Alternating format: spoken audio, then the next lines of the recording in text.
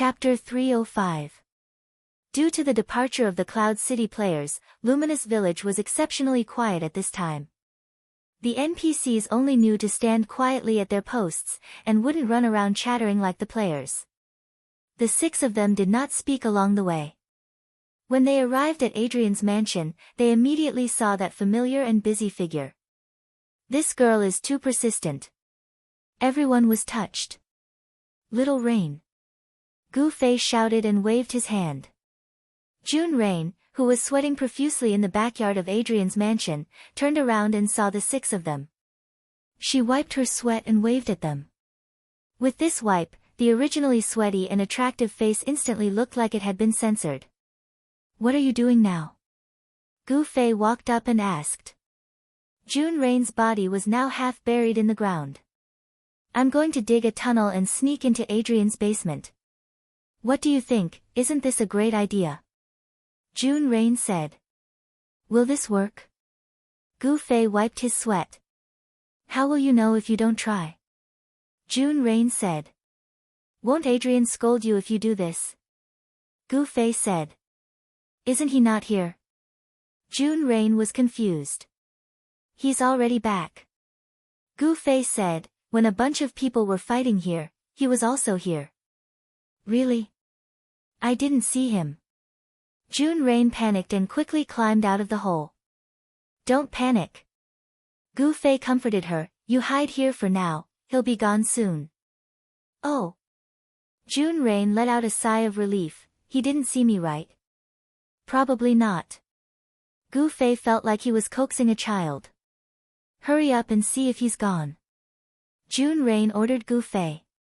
"Right away, right away." Gu Fei hurriedly stood up. When he turned around, he saw the 5 of them staring at the girl in a daze. There were actually many ways to attract attention. Ahem. Gu Fei coughed. The 5 of them came back to their senses and tried to hide their gaffes. Hurry up, Gu Fei said. "Sword Demon and Brother Yu, check if there are other exits in the room." Wu Shang was guarding the cellar. Perhaps his room was connected to it. Yu Tian, guard the side of the house. Make sure that if he escapes in any of the 3 directions, you can shoot him. Qianli and I entered from the main entrance. Is there a problem? Han family young master said. No. The 5 of them answered and went back to their respective duties. Sword Demon and Brother Yu circled around and didn't find anything like a back door, so they focused on monitoring the windows. Yutian Shenming also chose a sniping position, while Unscathed in Battle squatted directly on the cellar. June Rain, who was in a large pit, popped her head out from time to time like a groundhog. However, she didn't notice Unscathed in Battle, who was less than 3 meters behind her. Gu Fei and Han family young master came to the door and knocked. No one knew what an NPC hiding in the room was doing. Perhaps he was standing behind the door and waiting for players to knock. In any case, Han family young master only needed to knock once before the door was quickly opened. Only people who were poisoned by online novels or people like June Rain would talk to an NPC patiently. People like Han family young master came with a goal. It was simple and clear. He took a slip of paper and an account book and threw it at Adrian. "You've been exposed for blackmailing the werewolves. Die." His actions and words were as simple as they could be. However, all the necessary items had been shown and the key points had been conveyed. There was no reason for the quest to be stopped. Compared to Han family young master, Gu Fei was also a simple and straightforward person. Han family young master had just finished speaking when Gu Fei had already unsheathed his sword. Adrian was shocked and frightened, but Gu Fei's sword had already flown up. Although the Wolf King's Fang and the shape-shifting necklace had been confiscated by Gu Fei last time, the newly spawned Adrian was someone who knew about the werewolves. Who knew if he was hiding another Wolf King's Fang? The werewolves were already LVL 70 monsters, and a Wolf King would be a LVL 70 boss. Gu Fei definitely wouldn't give it the chance. So, just like the last time he fought against Adrian, he quickly engaged him in combat. Adrian's strength was the same as before. Unfortunately, Gu Fei had risen by 10 levels compared to the last time they fought. His equipment was also vastly different. 2 dual flame flashes were enough to burn Adrian into a beardless old man. The two fought like a whirlwind in the room. Adrian was completely suppressed by Gu Fei. Han family young master was originally holding his staff ready to support Gu Fei at any time. However, seeing the situation, he put the staff back into his pocket. He wandered around the room with his hands behind his back. Finally, he stopped at an oil painting hanging on the wall. He sighed and said, "This game really put in a lot of effort. This oil painting is quite detailed. Hey, come and take a look." Scram! Gu Fei scolded him as he gave Adrian another 2 blows. After the Han family young master lost his sense of novelty, he moved a stool to the corner of the room and opened a bottle of wine. He drank and praised Gu Fei's skills from time to time. Of course, he also urged Gu Fei to be faster. Gu Fei was in high spirits. He imagined Adrian to be the Han family young master, slashing and slashing with all his might. Adrian was indeed Adrian. When he saw that he couldn't win, he used the same words as before to tempt him. "Help the werewolves kill your own kind, and all my wealth will belong to you." Unfortunately for him, he met the same opponent twice. Gu Fei naturally wasn't moved by his words and resolutely went for the kill. However, what happened next exceeded Gu Fei's expectations. Seeing that Adrian's skills were becoming more and more unbearable, and that he could only wait for death, Gu Fei estimated that he would be able to deal with him within 2 or 3 strikes. But suddenly, Adrian was like a Saint Seiya who had received the encouragement of the goddess. An incomparably surging power erupted from somewhere, and with a speed that far exceeded Gu Fei's imagination, he suddenly broke away from Gu Fei's swordsmanship. Fuck! The Han family young master, who was watching the show from the side, immediately smashed his bottle and stood up. However, Adrian didn't rush towards the door. Instead, he pounced towards the window. The window. The Han family young master quickly sent a message in the mercenary channel, hoping that the guys outside would be able to stop him in time. "Lightning, descend." Gu Fei also quickly chanted. After 4 dual flame flashes, he always had a lightning spell left. A bolt of lightning descended from the roof and struck Adrian's head. The spell cast by the dark streak sword was much stronger than a normal slash. According to Gu Fei's calculations, this bolt of lightning was enough to kill Adrian. However, Adrian was like a cockroach that couldn't be killed. Even after being struck by the lightning, he still charged towards the window. However, his footsteps were already staggering, and he no longer had the indomitable aura he had at the beginning.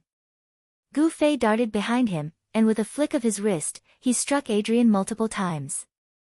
This was already the limit of what Gu Fei could do in the game. The Han family young master, who was a layman, couldn't even see where the sword was coming from. All he could see was a dazzling purple light. Adrian finally fell, a step away from the window. He raised his arm high, as if he was still yearning for the window. However, as he fell, his palm hit the window, and it opened with a whoosh. Gu Fei and the Han family young master didn't pay much attention to it. They just felt that this NPC's death was a bit tragic. In the end, they heard the sound of a bird's wings flapping. A gray shadow jumped out of nowhere and flew out of the window. "What's that?" Gu Fei quickly rushed to the window, and the Han family young master wasn't much slower. The two of them looked up and saw a gray pigeon flying into the sky. "Pigeon!"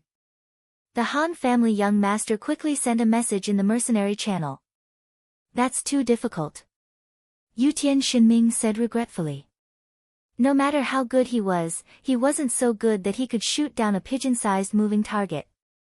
Although he had released a tracking arrow, it was obviously too slow to catch up. Adrian released it.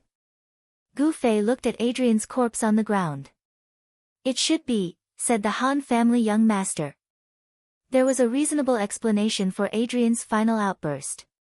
He didn't accumulate his strength to escape, but to release the pigeon. The pigeon, of course, was to deliver a message. As for what the message was, no one knew. As for how Adrian accumulated his strength. If you want to argue with the unreasonable system, you'll lose. At this time, the sword demon and brother Yu were already outside the window. They saw Adrian's corpse and heaved a sigh of relief. It's done. They then asked, what just flew out? Probably a pigeon delivering a letter. What letter? Two possibilities. The Han family young master said, first, it's a letter targeting the werewolves. However, this possibility isn't high. He was seen through by us, not because the werewolves didn't follow his instructions. It's not logical to take revenge on the werewolves before death. So, it should be the second possibility, it's a continuation of this mission. Judging from how Adrian threatened the werewolves, this was an organized operation to silence them. For the players, it's obviously a special escort mission to destroy the Four Seas. The message that Adrian sent before his death was probably to inform the next player that he had failed. The next player should be prepared. Chapter 306. Based on what you're saying, if we could have stopped that pigeon, then raining the Four Seas mission would have been a piece of cake. Brother, you said. Of course not. The only difference is an unprepared opponent and an prepared opponent. The latter is obviously more difficult. Han family young master said. Everyone nodded in agreement. The discussion about this issue ended here. After all, the mission was raining the Four Seas. As a group of uneducated mercenaries, they didn't care what kind of difficulties they would encounter in the raining the Four Seas mission. What do we do next? Bring Adrian's corpse to the werewolves. Gu Fei looked down. Adrian, who was lying on the ground, looked like he was asleep. He didn't look like a dead person. I don't think so. We just need to find the werewolves and tell them. They have the system behind them, so they know everything. But the problem is that we can't go now. Han family young master said. We're not in the middle of a mission right now. Let's dismiss the werewolves. When the guys from raining the Four Seas come tomorrow, we'll be able to take advantage of it. When that time comes, will they believe that we solved it? Then we'll talk about it tomorrow. Gu Fei said. Okay, hurry up and log off. Han family young master said. Thus, Gu Fei went to greet June Rain and told her that Adrian wasn't there anymore. She could dig without worry. June Rain happily continued to work. Gu Fei returned to Moonlit Night City and logged off. 4 hours later, raining the Four Seas players were released. Naturally, the first thing they did was check on the situation of the mission. After knowing that Child Elite Group had a hand in it, raining the Four Seas immediately contacted Han family young master. Oh, Qianli did it himself when he was drunk. Not long after, he logged off. I don't know the situation. Let's talk about it tomorrow. Han family young master said. What about the note? Raining the Four Seas asked. Do you want it now? Of course. The Han family young master did not tell him that the problem had been solved. Of course, reflection years would not give up just like that. He still wanted to rely on them to solve this problem. In terms of handling the situation, he and the elite group were completely in line. They would first firmly believe that Adrian was the mastermind behind the scenes, and then find evidence to expose him. After getting the note back, Time of Reflection immediately began to contact Adrian again. He repeatedly asked, repeatedly searched, and repeatedly monitored, but still found nothing. The Reflection of Time tried all the methods he could think of, but Adrian's reaction to this matter was one of confusion. This time, he was really at a loss, because this Adrian was already the third Adrian that the system had spawned. The Adrian who had threatened the werewolves to go against raining the Four Seas was, in fact, no longer in this world. The one in front of him, if he followed the path of the past, might have played the role of the antagonist in one of the quests. However, at this moment, he had nothing to do with the escort quest of raining the Four Seas, so of course he would be at a loss when talking to him about this quest. Unfortunately, the Reflection of Time did not know this. He tossed and turned for an entire night. When the sun rose in the east, the reflection of time was already extremely sleepy, but Adrian was still in high spirits in front of him. The reflection of time had to admit that he had lost. Perhaps it was as he had thought, this quest had been accepted by Qianli in a drunken stupor, so only he could complete it. That was what the reflection of time thought. Of course, he did not know that the reason he had been tossing and turning all night without any progress was actually because he was unable to accept a quest that had already been completed. Placing all of his hopes on Gu Fei was naturally what the Han family young master wanted. What happened next was very simple. The Han family young master did not even have to take the initiative to negotiate with them. As long as the problem was solved, they would naturally hand over the payment that was due. After all, Unsworn Sword and the others were quite tactful. The next day, the 700 or so players of Reigning the Four Seas waited anxiously for the entire day.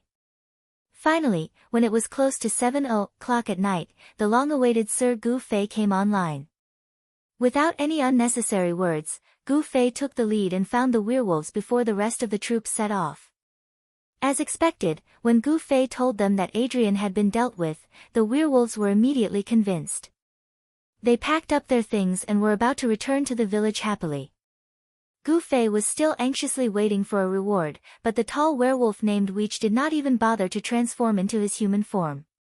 He stretched out his claws and tapped Gu Fei's shoulder, howling twice. Unfortunately, Gu Fei did not understand the language of werewolves. So, after he returned to his human form, he solemnly howled at Gu Fei again, "We will always remember your kindness. Have a safe journey." Gu Fei waved at the werewolves. "Please keep this." Weech began to dig into his pocket. Even Gu Fei, who was not very passionate about in-game equipment, could not help but have his eyes light up. He had learned from the mistake of the Dark Knight streamer. Even if he did not care about equipment, he had to admit that he was so famous in the game because of the Dark Knight streamer. A werewolf's product must be of high quality. As Gu Fei muttered to himself, the werewolf Weech had already handed over the item. It was a belt. To be precise, it was a very wretched-looking belt.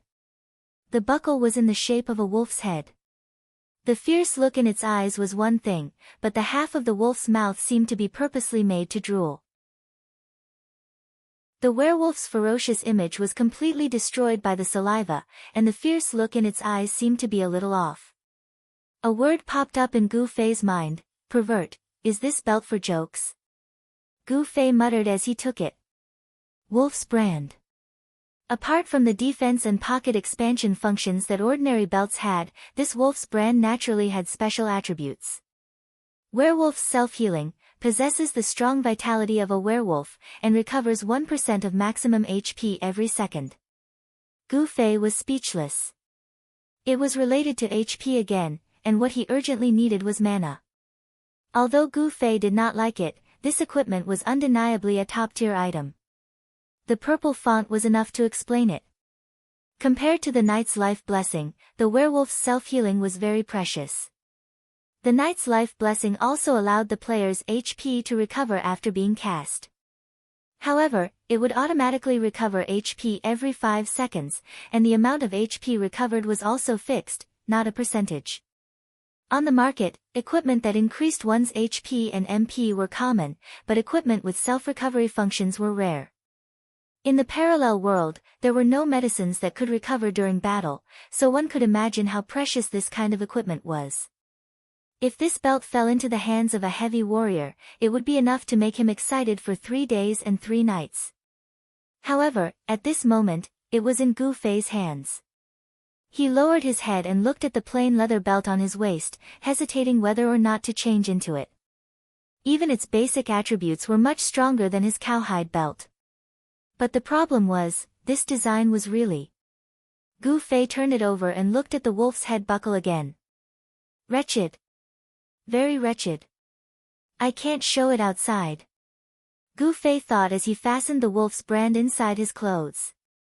This didn't affect the attributes of the equipment, but a mage's robe needed to be bound by a belt to show its beauty. At this time, with the belt inside, the robe hung straight down, and the person would look like a can. Gu Fei didn't know this at this time. After saying goodbye to the werewolf, he stood on the side of the road like a can, waiting for the main force of Cloud City to arrive. He had already sent a message to them, informing them that the crisis had been completely resolved. Not long after, the main force arrived, and walking at the front were naturally the 3 core members, Unsworn Sword, Reflection of Years, and Wind Star. Although they were unwilling, they still expressed their gratitude to Gu Fei for solving the problem. After that, the 3 carefully pondered the mystery of Gu Fei's appearance, and continued to lead the team forward. Mercenary groups were usually at the back of the team, and Child Elite Group was often at the back. For a moment, Gu Fei received everyone's attention. In the general understanding of the players, a mage dressed like this could only be described with one word: disheveled. This situation continued until Tsubasa Sakaratsuka's Big Hunt mercenary group arrived. Being familiar with Gu Fei, they couldn't help but be surprised by Gu Fei's appearance. In the end, Fireball came over and whispered to Gu Fei, "Brother Zue, fasten your belt after you're done." Say what? Gu Fei didn't understand. Fireball's gaze was even more wretched than the werewolf's buckle. Hee, having sex in the wild, as expected of Brother Zue. Did you lose your belt after you're done? I still have one here, you can fasten it first. What are you talking about? Gu Fei knocked on Fireball's head, finally understanding what this guy was thinking. The belt is fastened, it's inside. Gu Fei lifted the hem of his mage robe to show Fireball the wolf's brand inside. Why? Why is it inside? Fireball didn't understand. It's too ugly, Gu Fei said. No way. It's cool, I think it's very nice, I like it very much. Fireball couldn't help but touch the wolf's head on the buckle. Gu Fei was speechless. In terms of temperament, the wolf's head buckle and Fireball were indeed very compatible. But Brother Zue, Fireball continued, you can't do this. If the belt is fastened inside, the mage robe will look very ugly on you. Well, it doesn't matter. Can it be more wretched than the belt? Gu Fei said. It's like wearing a nightgown that's too long and wandering in a crowd. Isn't that wretched? Fireball said. Gu Fei shuddered. If the belt is fastened inside, the mage robe has to be worn like this, Fireball said as he untied the belt around his waist. As Fireball spoke, he untied his belt and undid all the buttons on his robe. Then, he lifted one side of the robe with one hand and put the other hand on his waist. He lowered his head and bent his body slightly to strike a pose. Having a variety of styles is a great tool for a mage to pick up girls. Chapter 307. See? Fireball posed as he spoke to Gu Fei. But the robe has to be of this style. It's rare to see this kind of trench coat style robe. Fireball proudly showed off his so-called trench coat style robe. When he lifted up Gu Fei's robe, he was surprised. Oh, so it's yours too, Brother Zue. Then it's easy. Fireball unbuttoned Gu Fei's robe and took a few steps back to examine it. In the end, he shook his head regretfully. Brother Zue, your robe is very cool, but the clothes inside are too shabby. I know a player who's a tailor. He's quite skilled and can already make clothes with this kind of lining. More importantly, he's a tailor himself, and his skills are very good. Look at this. Fireball moved closer to Gu Fei and showed the clothes inside his robe to Gu Fei. See? A casual shirt. You can't make clothes in real life. Even if you learn tailoring in the game, you won't be able to make something like this. Too bad he's in Cloud City now. But don't worry, I'll bring you to him when we get back. I'm the one who introduced you, so he'll give you a 30% discount. Don't worry, I'll take care of it. Fireball returned to the team after he finished speaking, leaving Gu Fei standing by the side of the road in a daze until the 5 members of Child Elite Group arrived. How was it? Did the werewolves give you any rewards? They asked. Gu Fei removed the mark of the wolf from his waist and showed it to the 5 of them. He then put on his mage robe again and fastened his original leather belt. The The guys who passed the wolf brand left a series of exclamations. Han family young master was the last to get it. He glanced at it and threw it back to Gu Fei. Is this quest for reigning the world or yours? You've only been on the road for a while and you've already gotten so many things. Gu Fei shrugged and put the belt back into his pocket. You don't need it. Unscathed in battle's eyes lit up. With Gu Fei's bold and playful attitude, it was extremely easy for him to get what he didn't need. In the end, Unscathed in battle's intentions were quickly noticed by the others, and they all looked at him with disdain. Your expression is too despicable. Gu Fei also said, the belt is not bad, but the design is not good. No way, it's very cool. Yutian Shinming and Unscathed in battle said in unison. These two could be considered as playing dirty. However, as soon as he said Unscathed in battle, he secretly slapped himself in the face. How despicable. It was rare for Gu Fei to have a reason not to like it. Why should she help him like it?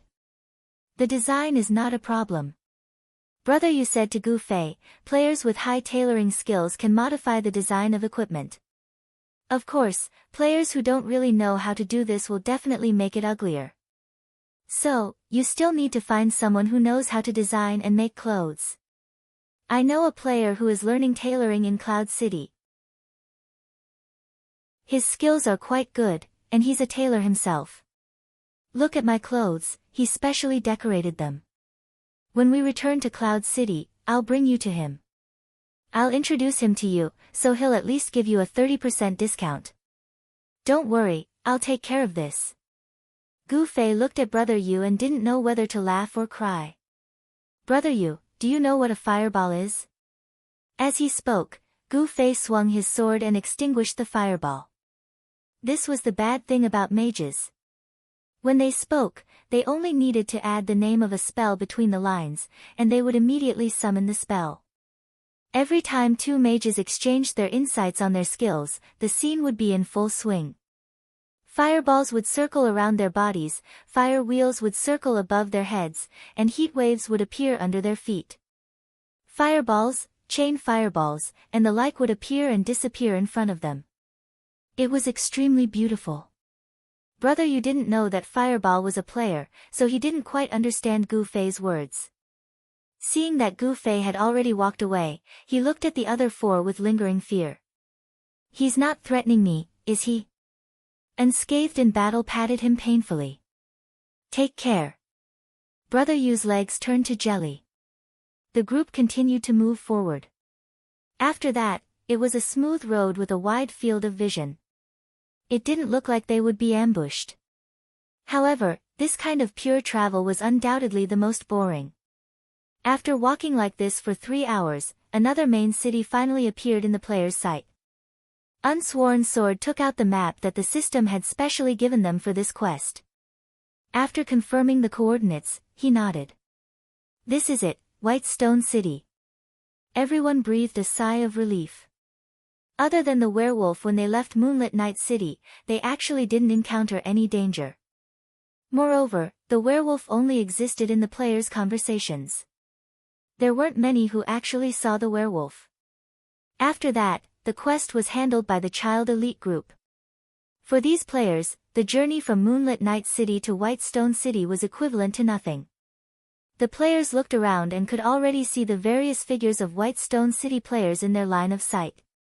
However, in comparison, their army of nearly 1,000 people was more eye-catching. Many players put down what they were doing and looked at the players from Cloud City. Be careful, keep a low profile. Some players who had suffered in Moonlit Night City warned themselves and their companions.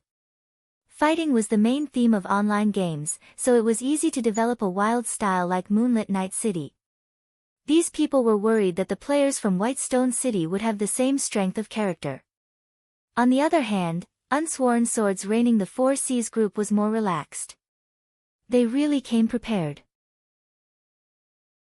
In advance, they went to the Baishur section of the forum to understand the situation of the city.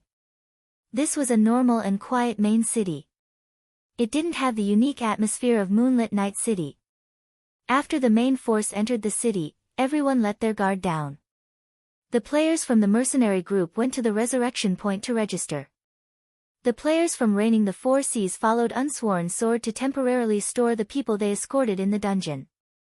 Most of them also went offline.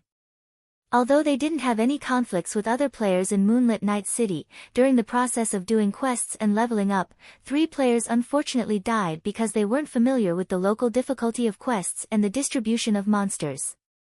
Not only did they return to Cloud City, but the quest also disappeared from the list. It was obvious that they had failed. For the players from Reigning the Four Seas, there was only one life for this guild quest. So after arriving at Whitestone City, many of them didn't dare to be careless and felt that it was safer to go offline. The 6 players from Child Elite Group were quite sneaky. As they approached Whitestone City, they were already looking for a certain person, Silvermoon. According to Cloud Twilight's plan in Moonlit Night City, once Silvermoon arrived at Whitestone City and applied for a temporary residence permit, they would make their move and repeatedly kill him. Cloud Twilight didn't ask for their help, but the 6 of them didn't mind watching this annoying person. Naturally, there were also their comrades from the Silvermoon mercenary group. Gu Fei and the others followed from afar, looking for the whereabouts of Cloud Twilight's group. Because the players from Cloud City were delayed in Moonlit Night City, Cloud Twilight had already led a group of killers to Whitestone City. From time to time, there would be quests coming and going from neighboring main cities. For example, June Rain accepted a quest from Cloud City and went to Moonlit Night City. Although most people couldn't be bothered to do these types of quests, the players from Moonlit Night City knew the way to Whitestone City. Gu Fei and the others watched as Silvermoon's group passed through the intersection of the streets. Like Gu Fei's group, they continuously passed through the streets and secretly followed them. It seemed that Cloud Twilight's group had already made their preparations. At this time, Silvermoon's resurrection point had probably already set up an ambush at the Knight's camp. At this time, they were only watching them without making a move. Naturally, they were waiting for Silvermoon to get registered. This was the first time Silvermoon's group had come to Whitestone City. After asking around, they finally found the nearest resurrection point, the Thieves' Guild. After a simple conversation with the NPC in charge of the resurrection point, the registration could be transferred.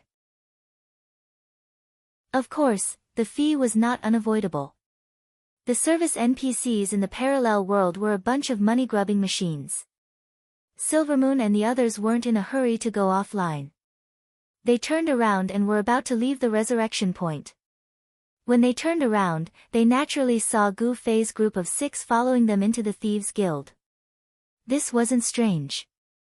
The mercenary group players from Cloud City who entered the city and asked about the resurrection point basically all came to this Thieves' Guild. There were hundreds of people, some fast, some slow, but they entered in an endless stream. Both sides' eyes met briefly. Silvermoon still squeezed a smile at them. Even though he knew that both sides had already shed all pretense of cordiality, he was still as hypocritical as ever. On the Child Elite Group side, after seeing his smile, Han Family Young Master also greeted him with a smile. Gu Fei and Sword Demon were expressionless. Brother Yu's face was filled with worry. Unscathed in battle and Yutian Shenming immediately snickered when they brushed past each other. They quickly ran to the NPC to register, then hurriedly chased after the commotion. They're going out. The 2 of them were extremely excited. Yun Zhongmu had definitely set up a huge formation at the exit. Once this group of people went out, it would definitely be a super fatal blow. They just didn't know how many people Yun Zhongmu's group brought. Could it be all 4,000 people? 4,000 people attacking at the same time, how big of a scene would that be? Who knew how long it would take for the players of Cloud City to have the chance to witness such a scene? Under the eager anticipation of the 2, Silvermoon's group finally took the last step to leave the resurrection point. Yutian Shenming excitedly clenched his fist. They're here. In the end, the entrance of the Thieves' Guild was still the same big entrance. It didn't change into a battlefield at all. Players continued to enter and exit, and nothing happened. Huh? How can this be? Old Yun and the others didn't come. The 2 of them were confused. At this time, Gu Fei and the other three had also completed the registration work, and were quite puzzled about this. Chapter 308. Silvermoon and the others strolled around the city leisurely, pointing and talking as if they were tourists on a trip. Gu Fei was about to go offline, but he wanted to see the scene of Silvermoon getting killed, which was why he decided to temporarily go offline. In the end, the guy who was sneakily hiding behind Silvermoon was still there, but he didn't see them make a move. The people from Child Elite Group couldn't take it anymore. Just as they were about to send a message to Cloud Twilight's head popped out from a certain street. After seeing Silvermoon's movements, he turned around and saw the 6 people. He immediately waved at them. As a result, they didn't have to send a message and surrounded him. "Why aren't you making a move?" The 6 people were even more anxious than Cloud Twilight. "Troublesome," Cloud Twilight said. "What?" "Look," Cloud Twilight pointed at the street that led to the Thieves' Guild, "it's all Cloud City players." Indeed, the mercenaries who had just entered Whitestone City would first sneak onto this street and then go to the Thieves' Guild to register. This street was currently filled with the figures of Cloud City players. "It's not a good time to make a move now," Cloud Twilight said. "How many of you came?" Yutian Shinming asked. Cloud Twilight glanced behind him. "Not many, around 300. Yutian Shinming was very disappointed. "Why are there so few? Doesn't your 10-guild alliance have around 4,000 people? It's just to take care of Silvermoon, do you need so many people?" Cloud Twilight said. In reality, Cloud Twilight was very willing to gather 4,000 people to surround Silvermoon and scare him to death. But in reality, after so much time had passed, there weren't that many people who hated Silvermoon anymore. Moreover, most of them didn't have any grudges with Silvermoon. Many of them weren't happy that Chinli came all the way here, so Cloud Twilight didn't force them. They all came willingly. "Look, if all 4,000 of you came, you wouldn't need to care about the Cloud City players on this street," Yutian Shinming said. "Little brother, you're ruthless. Come to our moonlit night city and develop yourself," Yun Zhongmu exclaimed. "You're the vicious one," Gu Fei spoke. He meant that with 4,000 people, these people wouldn't dare to help. "Do you think we can get rid of them as well?" Cloud Twilight had clearly misunderstood. The leader of Moonlit Night City had such a radical way of thinking. "Actually, although we all came from Cloud City together, if a fight really broke out at this time, these people might not help." "Brother, you said." "Yeah, we were only invited together for this quest. We didn't even know each other before. People of the same trade are enemies. Who would want to help him?" Unscathed in Battle added. "We can first fake an attack and see how these people react. If it doesn't work, then we'll think about it." "Brother, you said." The group of people surrounded Yun Zhongmu and tried to give him ideas. In reality, they just wanted to see Silvermoon's fate as soon as possible. They didn't want to waste the rest of the night following Yun Zhongmu and patiently looking for an opportunity to attack Silvermoon. "Oh. If that's the case." Yun Zhongmu was finally convinced. Just as he was about to launch a probing attack, a group of people suddenly appeared at the intersection behind them. Silvermoon went up and greeted the leader of the group, and the two sides converged. Just like that, Silvermoon's group instantly swelled to a few hundred people. They were on par with Yun Zhongmu's total strength. Unsworn sword.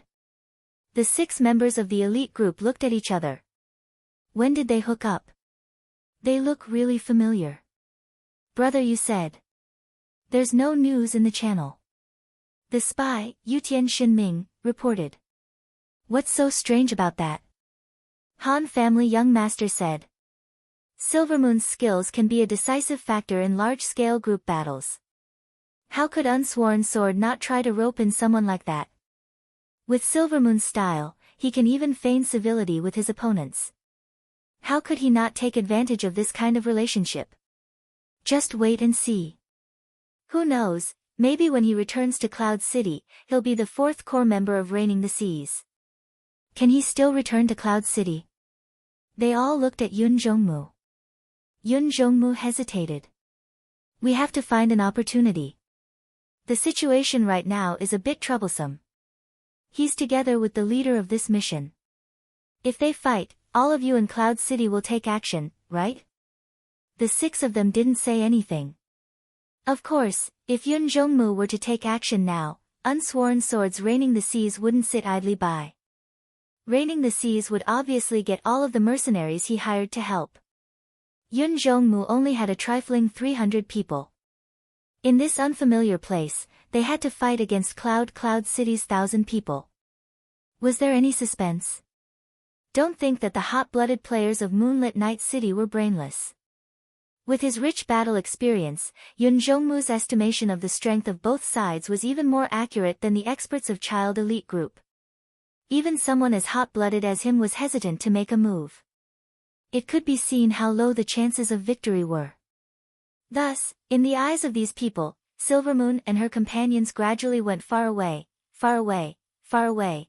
We're letting him go just like that? The elite group members weren't happy. He sent a brother he doesn't know to follow him. Yun Jongmu said. I won't follow him. I'm afraid Silvermoon will accidentally turn around and find me. If that's the case, then we'll get back to work. Let's keep in touch if there's any news. The six said. Okay. You guys go. If there's something interesting, I'll definitely call you. Yun Jongmu smiled. The two sides tacitly didn't mention anything about helping each other. If they really wanted to help, it would be more difficult. After all, the people of Child Elite Group and the players of Cloud City came out together. If there were any past conflicts, they really shouldn't be resolved at this time. In the course of this mission, everyone was a true comrade. If someone wanted to attack a comrade, it was already a bit unreasonable for them to not help or report the news. Instead, they just stood by and watched the show. Helping out was too outrageous. Yun Jongmu clearly understood their difficulties, so he didn't mention anything about helping out. He only said that they were just here to watch the show.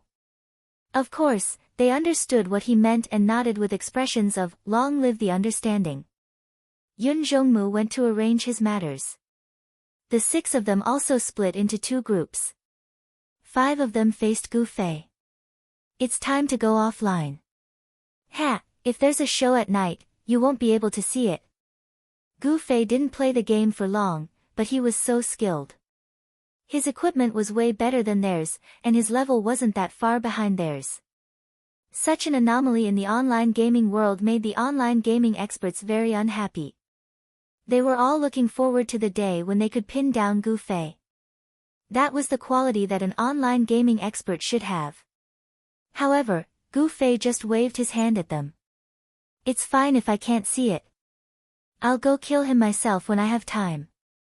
With that, he went back to the Thieves Guild and logged off. That night, Silvermoon mingled with the players from Reigning the Seas and found a place to level up outside of the city.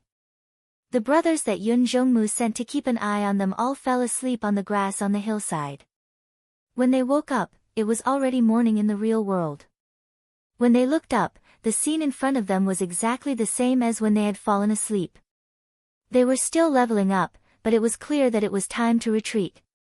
Everyone looked tired after an all-nighter, and after clearing out the last wave of mobs, they began to make preparations to return to the city. Here's our chance. Here's our chance. The soldier who had slept through the night shouted excitedly. What is it? Yun Jongmu reacted quickly. This was the chance they had been waiting for the entire night. It looks like they're going to log off, the soldier reported. This was indeed an opportunity. After a night of grinding monsters and leveling, the players would organize their night's loot before going offline. For example, they would sell their equipment, deposit some money in the bank, tidy up their inventory, repair their equipment, or even go to a tavern for a drink or two to relax. There were all sorts of arrangements. It was easy to predict that it would be difficult for the players to move as a group. This was indeed a rare opportunity. Continue to keep an eye on them and report their location. Yun Zhongmu called for his brothers to gather, and at the same time, his spirits lifted. After an all-nighter, he was naturally very tired. The target is returning to the city. They're probably entering from the west gate, the soldier reported. What's the nearest safe zone to the west gate? Yun Zhongmu hurriedly asked. A brother who had studied the terrain of the city reported, the archer shooting range.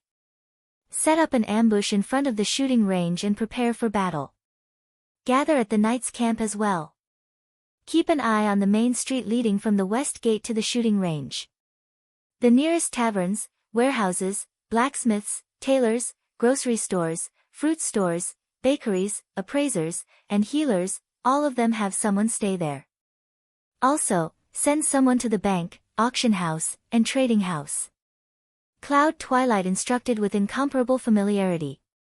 Boss, there's no need for that, right? I'll be right behind them. The soldier said. It's easy for you to keep an eye on them, but once they enter the city and disperse, will you be able to find Silvermoon? We're all very tired after an all-nighter. If you're even a bit careless, you might lose her. Yun Zhongmu said. Oh, boss is right. The soldier obviously didn't have the nerve to say that he had slept on a hillside in the wilderness and was in a good state of mind. Time passed bit by bit. Yun Zhongmu and his subordinates yawned as they set up an ambush. Careful, careful, they're about to enter the city. The soldier reported. I'm watching the west gate. We'll definitely catch Silvermoon. Although they had made arrangements everywhere, it was still best to keep an eye on the enemy. Yun Zhongmu's battle experience was too rich. Chapter 309. Just as Cloud Twilight and the others expected, the players that entered the city didn't gather together. Hundreds of them scattered like birds and beasts. Most of them headed for the nearest revival point. Cloud Twilight was quite nervous. If Silvermoon was among them, then they still wouldn't dare to make a move. But good news came quickly. An energetic soldier reported, Silvermoon. Which direction? Cloud Twilight hurriedly asked. Looks like he's going to the warehouse to pack up, the soldier replied. Keep an eye on him. Wait for them to disperse. Is the archer shooting range ready? Cloud Twilight asked. Yes, it's ready.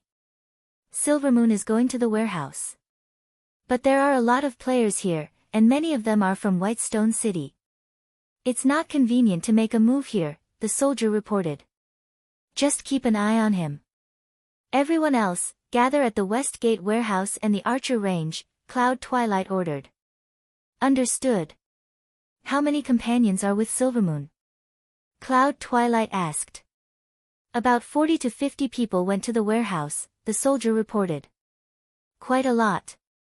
Cloud Twilight muttered, if they continue to go together, I'm afraid we'll have to wait for most of Unhindered to log off. Cloud Twilight wasn't trying to give Unhindered any face. It was just that there were a lot of enemies, and the battle wouldn't be short. Even though there were only 40 to 50 of them, they couldn't ignore Silvermoon's frightening battle formation skill. If they didn't wait for Unhindered to log off, they might not be able to take down Silvermoon quickly. If that happened, then all their efforts would be in vain. Moreover, if they missed this attack, they would have already alerted the enemy. With Silvermoon's cunning, it wouldn't be easy for them to find another opportunity. Hit it in one strike, no mistakes allowed. Cloud Twilight waved his fist, those at the Archer range, send Cloud City's people over there. Once they log off, report back to me. Roger. Where's Unhindered's leader? Cloud Twilight asked the soldier. I didn't notice. The soldier said. Apart from those keeping an eye on him, everyone else is to gather at the Archer range. We'll gather all our forces here and launch an all-out attack, Cloud Twilight said. Silvermoon left the warehouse, the soldier roared. With someone else? Have the people from Cloud City gone offline yet? Twilight in Cloud asked urgently. Some more people have dispersed. Silvermoon and a dozen others are heading in the same direction. I'm following them. You didn't go to the shooting range? No. Coordinates. Everyone, get close to the coordinates and move alone, Cloud Twilight hurriedly said. This slut, can you tell where she's going? Cloud Twilight asked. This. I'm not too sure. The soldier couldn't answer. After all, this was not Moonlit Night City, and he was still unfamiliar with the structure of the city. He could not tell where he was just by looking at the other party's direction. Don't panic, don't panic. Yun Zhongmu said to his subordinates while reminding himself to calm down. This should be Silvermoon's first time in this main city. Yun Zhongmu analyzed, in order to deal with him, we purposely understood the structure of the city. However, he's only here for a day, so he definitely won't know the way. If he wants to go somewhere, he'll probably have to ask the local players. So, if you see him talking to someone, go and ask after he leaves. We'll definitely be able to get the answer. Boss, you're so smart.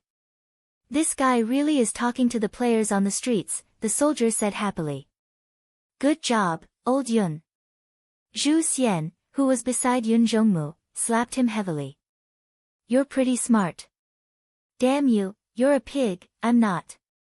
Yun Zhongmu looked at Zhu Xian in disdain as he moved towards Silvermoon's coordinates with his subordinates. At the same time, he quietly waited for news. Boss got it. The soldier said happily, Silvermoon and the others are going to the auction house. Everyone, gather at the auction house, quickly. Yun Zhongmu ordered. At the same time, he proudly boasted to Zhu Xian, I knew this bastard wouldn't know. Isn't the auction house next to the central plaza in all the main cities? Do you even need to ask? Could it be a trap? Zhu Xian said. Fuck. Do you think you're a god? If I threw you into some corner of the city and told you to go straight to the center, would you be able to find it? Damn you, you're just scared of Silvermoon, and you're still talking about a trap. Tui. Yun Zhongmu cursed. Zhu Xian didn't dare make a sound. He was quite afraid of Silvermoon. He was quite famous among his group of brothers. In the past, he couldn't win against Silvermoon no matter how much he played. No matter what he did, he would always be bullied. Under Yun Zhongmu's urging, hurry, hurry, apart from the ambushers in the knight's camp, everyone else had already gathered at the central plaza of Whitestone City, where the auction house was located. Silvermoon and the others were walking leisurely, but Yun Zhongmu and the others were secretly marching. Some of the faster professions had already arrived before Silvermoon. Even the warriors and priests weren't much slower than Silvermoon and the others. Old Yun, it's a bit hasty to make a move right now. If we don't prepare well, this guy might slip away. Let's let him walk around first, and we'll hurry up and make preparations outside. What do you think? Someone suggested. Yeah, that's a good idea. It's about time for those people to log off, right? Yun Zhongmu asked. They're logged off. Those who came to the shooting range have already logged off, a player reported. Did you see their leader? He's a warrior, Since none of his brothers knew who Oathless Sword was, Yun Zhongmu was thinking about how to describe him. However, one of his brothers already replied, yeah, he's already logged off. Huh? You know him? Yun Zhongmu was curious. There's a warrior like that. He brought everyone to the shooting range and even gave a speech. It's obvious that he's the leader. One of his brothers reported. Oh. Yun Zhongmu muttered to himself for a while. He was also the leader, but he didn't have the bad habit of bringing everyone offline and giving a speech. At this time, Yun Zhongmu and the others had also arrived near the auction house. They had also arrived quite early. Seeing that his brothers who had arrived earlier were all acting as if nothing had happened and strolling around the plaza, Yun Zhongmu was very satisfied. He felt that everyone had concealed themselves well. Of course, people like Yun Zhongmu and Zhu Xian, who were Silvermoon's old rivals and acquaintances, couldn't just stroll around like this. These people were currently hiding in the streets. When Yun Jongmu saw this, he realized that he didn't need to make any more arrangements. Every street was filled with people. Once Silvermoon came out of the auction house, he would be surrounded. Apart from flying into the sky or burrowing into the ground, he had nowhere else to go. When will Silvermoon arrive? I think he can do it now. Yun Jongmu was still typing when he suddenly saw a flash of light in front of him. Silvermoon's resplendent knight armor had already appeared in front of him. Silvermoon was walking towards the auction house with a few of his mercenary group companions. Fuck. I'll make you cry later if I call you that. Yun Jongmu cursed inwardly as he notified his subordinates. Silvermoon is already here. Those who haven't come yet, hurry up. It was such a simple order, but it was very troublesome for Yun Jongmu to give it out. This was because they were the 10 Guilds Alliance, and their members came from 10 guilds. Even if they were from one guild, the system didn't provide an alliance channel. Therefore, Yun Jongmu was accompanied by members from 9 other guilds. Whatever Yun Jongmu said would be broadcasted live on the other 9 channels, and any feedback would be sent to Yun Jongmu. This was indeed very troublesome. However, the 10 Guilds Alliance had been established for quite some time, and everyone was basically used to it. At this time, it wasn't just the 300 people in Whitestone City who were in a tense atmosphere. All of the 10 Guilds Alliance players who were online in Moonlit City knew that these people who went out to hunt down Silvermoon were about to bear fruit. Everyone consciously kept the guild channel clean, and quietly waited for the broadcast. Silvermoon's group of 12 people passed through the central plaza and entered the auction house. The 10 Guilds Alliance's people communicated with each other through their eyes, not revealing any flaws. At this time, there were still some who hadn't arrived. Yun Jongmu urged them to hurry up, and arranged for people to surround Silvermoon when he came out of the central plaza. He then summoned a few thieves to hide outside the auction house, and when he came out, they would temporarily block the entrance. The auction house was also a safe zone, and PvP was not allowed there. They couldn't let Silvermoon escape again. If Gu Fei was in the central plaza, he would definitely be able to feel the thick murderous intent coming from all directions. The only regret in Yun Jongmu's heart was that his brothers from Cloud City's child elite group weren't there, and couldn't enjoy the grand occasion of surrounding and killing Silvermoon. Everyone, pay attention. Silvermoon is coming out. A brother in charge of the auction house sent a message. As expected, as soon as the message was sent, the auction house's doors opened, and Silvermoon's group walked out happily. Their faces clearly showed that this trip wasn't in vain. Ha, I'll let you know what a truly worthwhile trip is, Yun Jongmu thought. Suddenly, he froze, and saw a flame revolving above Silvermoon's head. A mage's skyfall firewheel instantly formed, and without hesitation, he smashed it down. Motherfucker! Which bastard did this? Yun Jongmu flew into a rage. According to the plan, they would wait until Silvermoon was a certain distance away from the auction house. Then, the members who were pretending to be bored in the square would go up first. Then, the people hiding in the streets would come out. They would surround Silvermoon in a small way, then a large way, from the inside to the outside, so that she would have nowhere to run. This skyfall firewheel did indeed hit Silvermoon, but at the same time, it also blew out all the thieves hiding in stealth. After being attacked by a mage, Silvermoon saw several thieves suddenly appear beside her. She immediately realized that something had happened, and turned around, wanting to rush back into the auction house. The thieves could only risk their lives to stop her. At this moment, Silvermoon's group had already left, but the auction house's doors weren't closed. Several warriors fiercely rushed out. The thieves didn't recognize them, so they hurriedly raised their hands to defend. The pitiful thieves had already been hit by a skyfall firewheel. They weren't a match for the warriors in a direct confrontation. Of course, Yun Jongmu wasn't in a hurry to find out who the bastard was. He had already rushed out with all his brothers. At the same time, the Central Plaza's bank, trading center, and other buildings all opened their doors, and a large group of players rushed out. What's going on? Yun Zhongmu was confused. Fuck, it's Lan Yi, Lan Yi. Zhu Xian roared. Yun Zhongmu turned around and saw a mage wearing a blue robe. It was the former vice guild leader of Dust, Lan Yi. Fuck, is it really a trap? Yun Zhongmu looked around. There were many players rushing out of the buildings. Banks and trading centers were all large buildings. They could easily accommodate hundreds or even thousands of people. The Skyfall firewheel from before was naturally explained. Of course, it wasn't thrown by one of their own.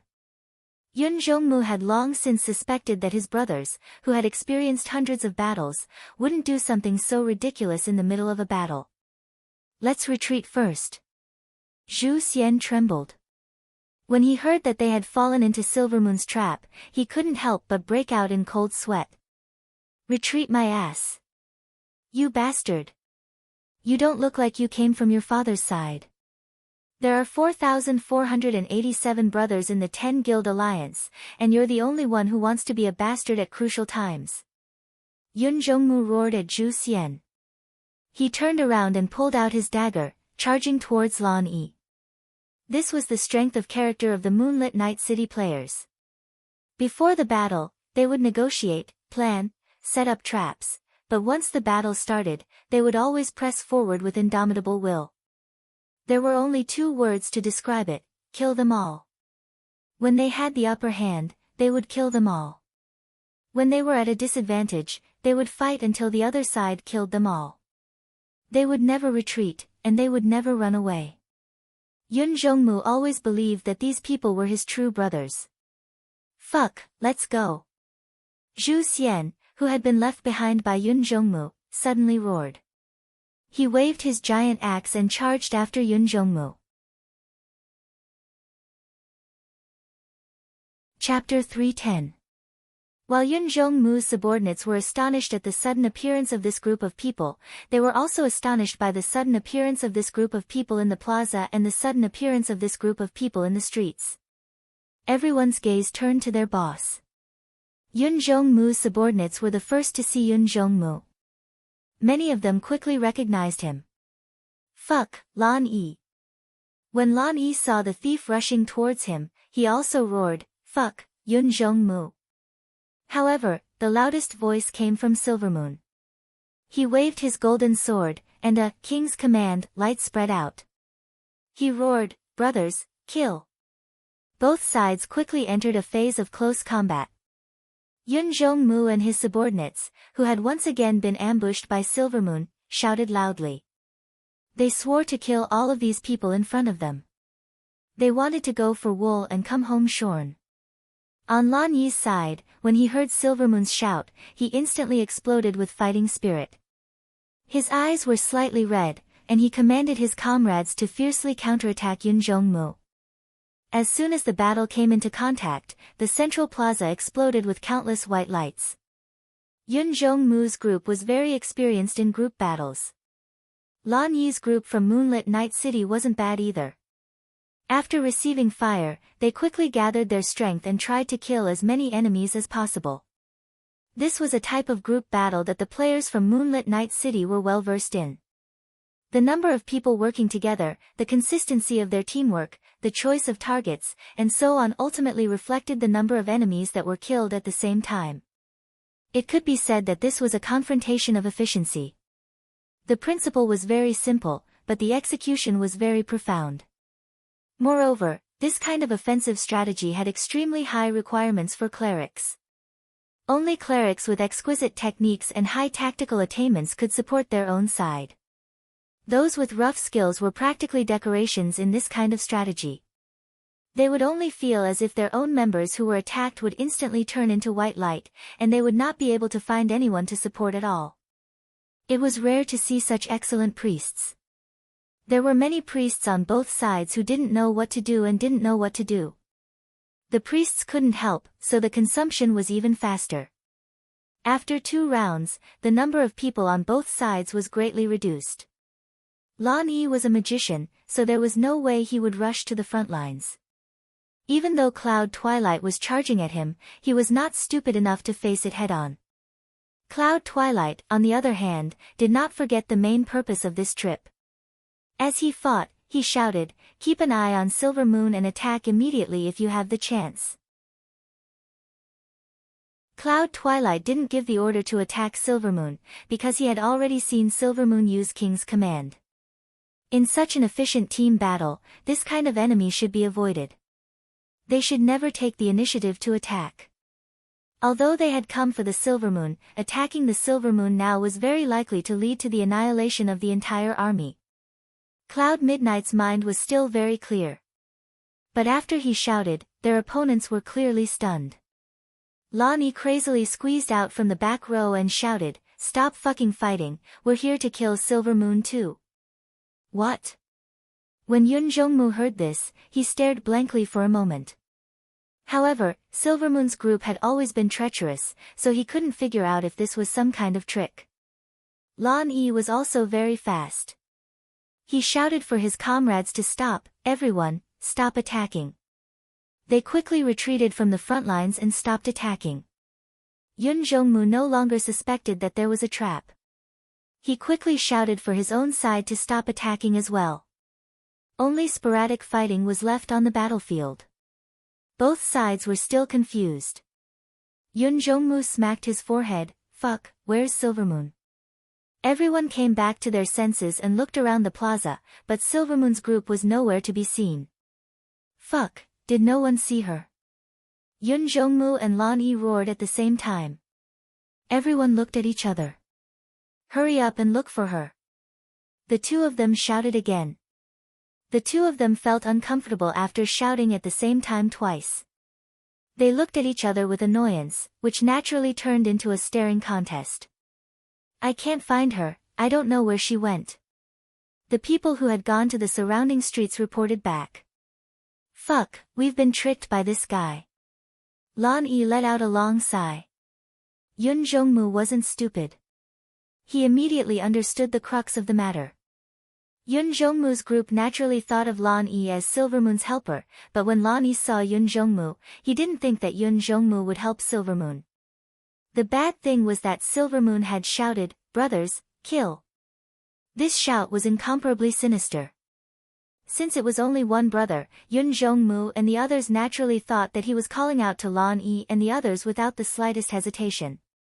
As for Lon Yi and the others, because of Silvermoon's shout and Yun Jongmu's aggressive charge, they instantly thought that Silvermoon had already joined forces with Yun Jongmu and the others. Naturally, they were unable to vent their anger and fiercely counterattacked. Moreover, the sly Silvermoon knew the fighting style of both sides very well. He knew that it would be a quick and efficient battle of attrition. With this kind of fighting style, he would definitely choose to avoid the Silver Moon warriors who had the king's command. However, both sides treated Silvermoon as an enemy, so there was naturally a vacuum around him. Moreover, this kind of fighting style required absolute concentration. In addition, no one expected Silvermoon to escape. As a result, before Yun Jongmu could react, he had already taken advantage of the chaos and slipped away. "Fuck, what the fuck?" Yun Jongmu glared at Lon Yi. "Of all the times to kill Silvermoon, you just had to pick a time for us to act. Fuck you, what the fuck are you doing in Whitestone City? We've been watching this guy for the whole night. If we don't act now, then when?" Lon Yi sneered back. This was the second in command of the previous world. Yun Jongmu's grudge against him was only slightly less than Silvermoon's and Boundless Mang's. How could he say anything nice right now? Both sides felt that the sudden appearance of the other had ruined the entire plan. The central plaza was filled with hostility, and it looked like they were going to fight again. "Boss, hurry up and chase Silvermoon back." Someone was still very calm. "Chase what? Who can chase Silvermoon who ran away?" The two of them shouted at the same time again. After shouting, they glared at each other. "Don't fucking copy me." Yun Jongmu shouted first. Lon Yi was originally going to say this, but Yun Jongmu spoke a word too early. He realized that if he spoke again, it would really sound like he was copying, so he hurriedly changed his words. "Fuck you." If Silvermoon runs away, then I'll fuck you up. Yun Jongmu was already prepared to attack. I think you'll be the one to die. Lan Yi didn't back down and waved his hand. At this moment, someone from both sides asked weakly, "Who is this?" These words extinguished the flames of war that were about to erupt. Quite a few people in the two-sided team were newcomers. On Yun Jongmu's side, their most frequent enemies were the arrogant boundless Mang Mang and the treacherous villain Silvermoon. This third person, Lan Yi, was directly classified as part of the previous world. As for Lan Yi's side, their grievances were directed at the entire 10-guild alliance. If they really wanted to set up a benchmark, Gu Fei would probably be the first choice. Yun Jongmu didn't have this kind of status.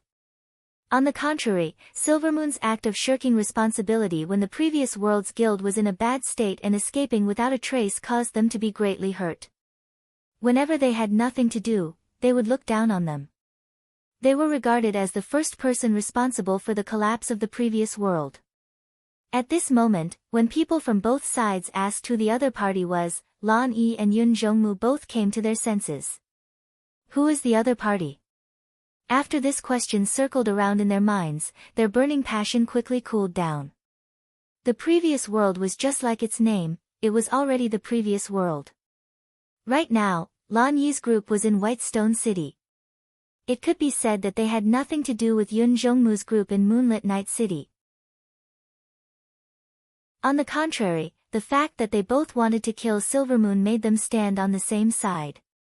Wasn't there a saying that the enemy of my enemy is my friend? When the two of them thought of this, they suddenly turned their heads and spat.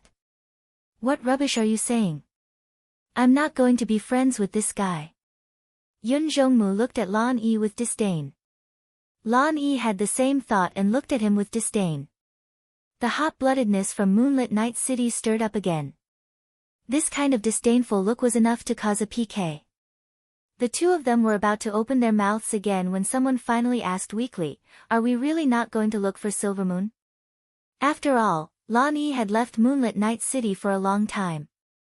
His hot-bloodedness had worn off quite a bit in Whitestone City. After hearing this, he calmed down and glared at Yun Jongmu. "I'm not going to play with you anymore. I'm going to take care of Silvermoon first." After saying this, he left with his companions, making arrangements as he walked. Kill him, kill him. Seeing that the other party was about to leave, Zhu Xian became anxious. In the past, he had been bullied by everyone.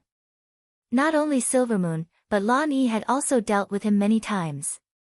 Yun Jongmu glared at him, "What the hell, let's get down to business first. Fucking Silvermoon is so despicable. She caused so many of our people to die for nothing." At this point, Yun Jongmu slapped his forehead and hurriedly shouted, "Hurry up and spread the news. Those who died just now, don't come back here. Everyone, return to the respawn point, all of them." If Silvermoon wanted to go to the respawn point and log off, he couldn't possibly be faster than these people who died, right? Even if he couldn't catch up and ambush him outside the respawn point, he knew which respawn point he was at. If he left some people to wait for him, there would be a chance to take care of him, right? Yun Jongmu thought about this and asked the people who died just now if they had all 7 professions. After getting an affirmative answer, he let out a long breath. "Brothers, hold on." Yun Jongmu knew that everyone was very tired after pulling an all-nighter, so he spoke to boost their morale.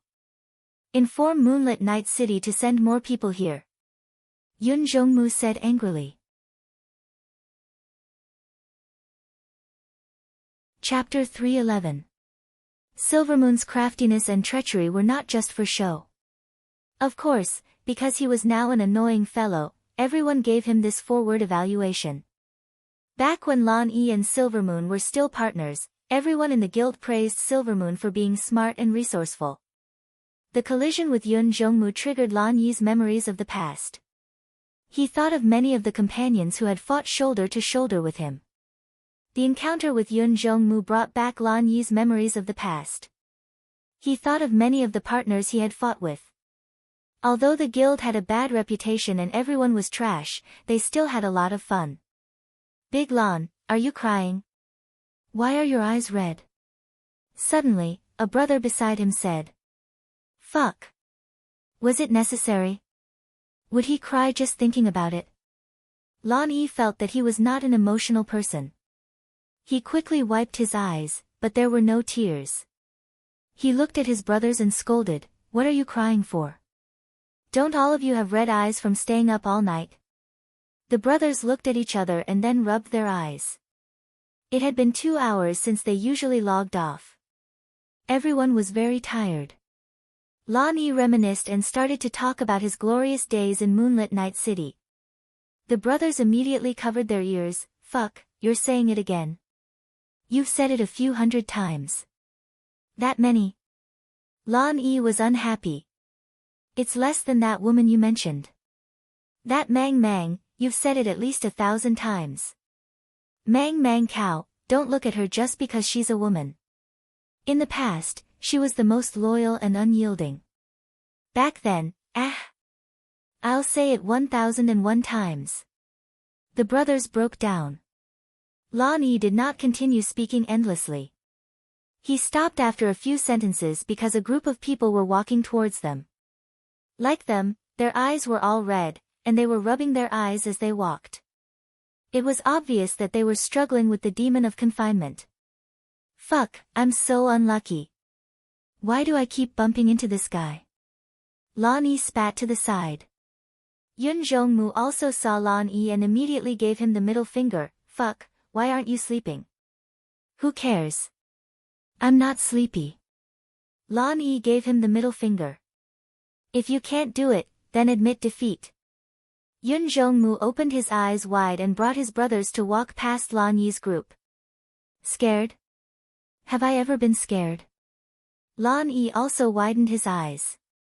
Unfortunately, Yun Zhongmu had already turned his back on him. Lan Yi turned to his brother. Have I ever been scared? No, no. Everyone said. Once again, it was a coincidence that caused both sides to leave manpower in the 7 resurrection zones. At this time, Lan Yi and Yun Zhongmu were inspecting the 7th Corps' defenses, so it was inevitable that they would bump into each other. Once again, Silvermoon seemed to have seen through the intentions of both sides. After escaping from the central plaza, she didn't rush to the resurrection point. Now, no one knew where she was hiding. Actually, he had the insane battle formation skill of King's Command. After buffing the 12 of them, it was relatively easy for them to rush into a resurrection point. However, he had already anticipated that he couldn't even reveal which resurrection point he was at. Otherwise, when he came back online, there would definitely be countless people waiting for him outside the resurrection point. In Silvermoon's mind, the 4,000 members of the 10 Societies Alliance were all his enemies, so he didn't dare to rely on reigning the 4 seas. 700 people were really not enough in front of the 10 Society Alliance. If they were really surrounded by the 10 Society Alliance, then even if they were unstoppable, they wouldn't be able to save them. Therefore, at this time, Silvermoon felt that the safest way was to quietly go to the next main city.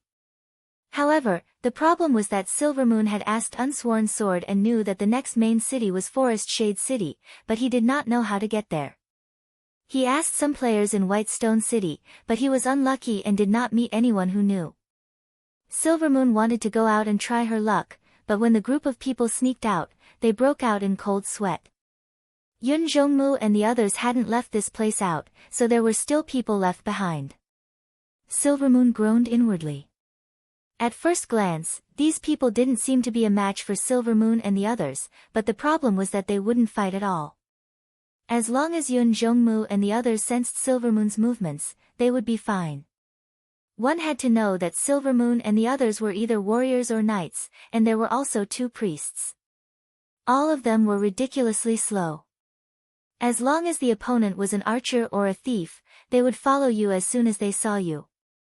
You wouldn't be able to shake them off, nor would you be able to catch up to them. Why else would class coordination be so important? Silvermoon was currently in an awkward situation and was at her wit's end. On the other hand, Yun Zhongmu was also very anxious. Silvermoon had assumed that they were 4,000 strong and didn't dare to rely on unhindered 4 seas. However, she didn't know that Yun Jongmu was actually very worried about unhindered 4 seas. First of all, they would definitely suffer heavy losses in such a large-scale battle. He didn't know if his brothers would have any objections if they only fought for Silvermoon alone. Second of all, the boss of the game didn't have that much power. With a wave of his arm, a bunch of hotheads would rush forward to be cannon fodder. Did they think the other players were idiots? At this moment, Yun Jongmu's plan was to gather as many as he could. As long as they could form a 1,000-man army that could hold unhindered 4 seas off, it would be up to them to decide whether or not Unhindered was willing to fight for Silvermoon. However, the distance between Moonlit City and White Stone City was 3 hours. Moreover, it was still early in the morning, the time when the overnight players had logged off. The number of players who were online during the day was the lowest of the day. Not to mention that he and his brothers were tired like dogs after a long day. When would they be able to gather a 1,000-man army that would put pressure on unhindered 4 seas? It was a huge problem. Silvermoon wouldn't be calling for help from unhindered 4 seas, would she? Yun Jongmu sat in a tavern in White Stone City, deep in thought. Beside him, his brothers had already fallen asleep on the table. Sleepiness was the most frightening enemy right now. Everyone decided to take turns to take naps in order to fight against it. Yun Jongmu ordered a glass of wine that he hated the most. He would take a sip every now and then to stimulate his nerves and help his brothers keep watch. This was a game, not a classroom. What if someone killed him while he was sleeping on the table? No one in Moonlit City would dare to do such a thing. But alcohol didn't have the ability to stimulate one's senses. Yun Jongmu had overexerted himself, and the alcohol had gotten to his head. He hurriedly pushed one of his brothers. "Damn it, get up. It's my turn to lie down for a bit." The man stared blankly for a moment, then cursed, "Damn it, it's only been half an hour. Didn't you say it was an hour? Wake me up in half an hour." Just as Yun Jongmu was about to lie down, there was a creak. The door to the tavern was pushed open.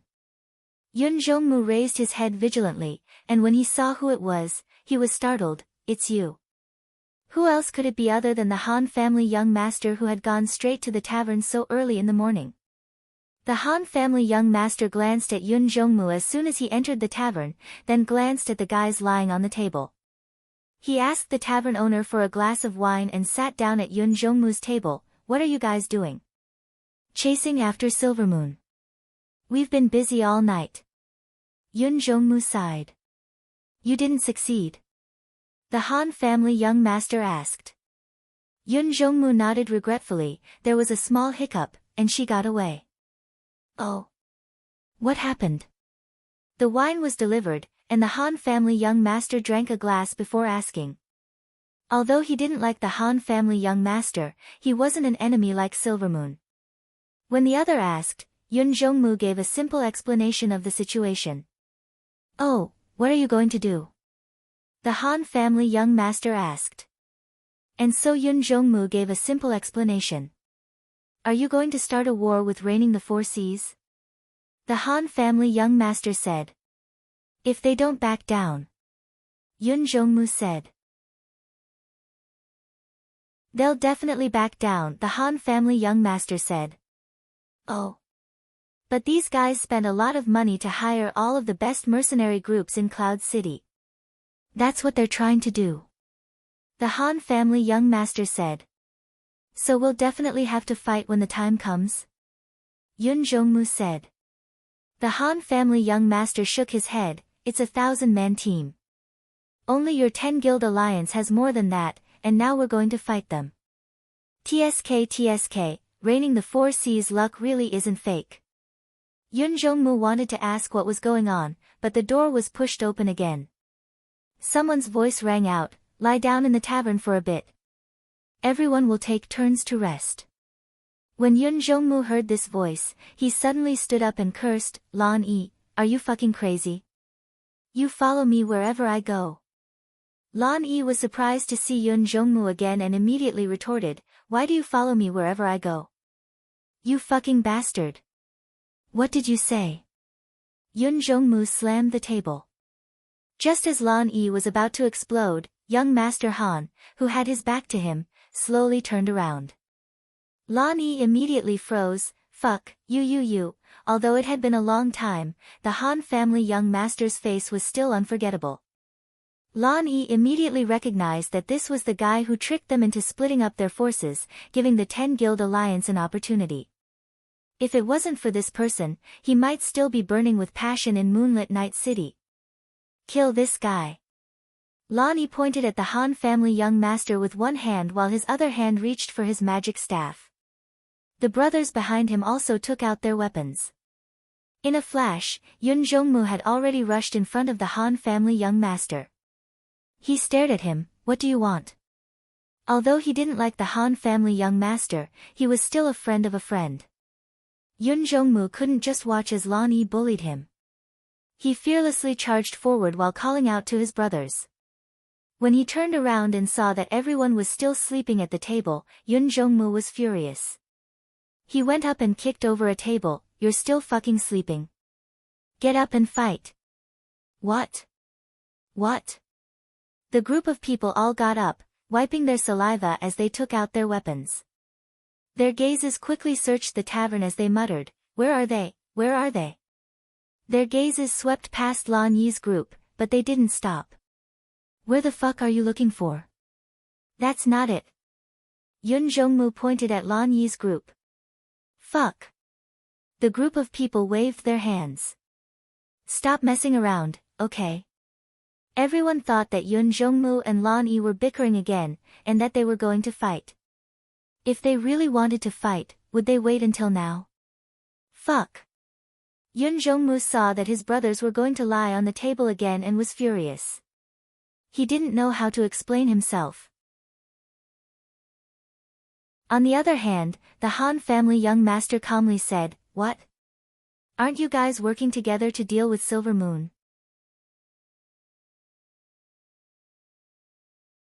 Chapter 312. After hearing the Han family young master's words, Yun Zhongmu and Lan Yi's bodies emitted a disdainful light.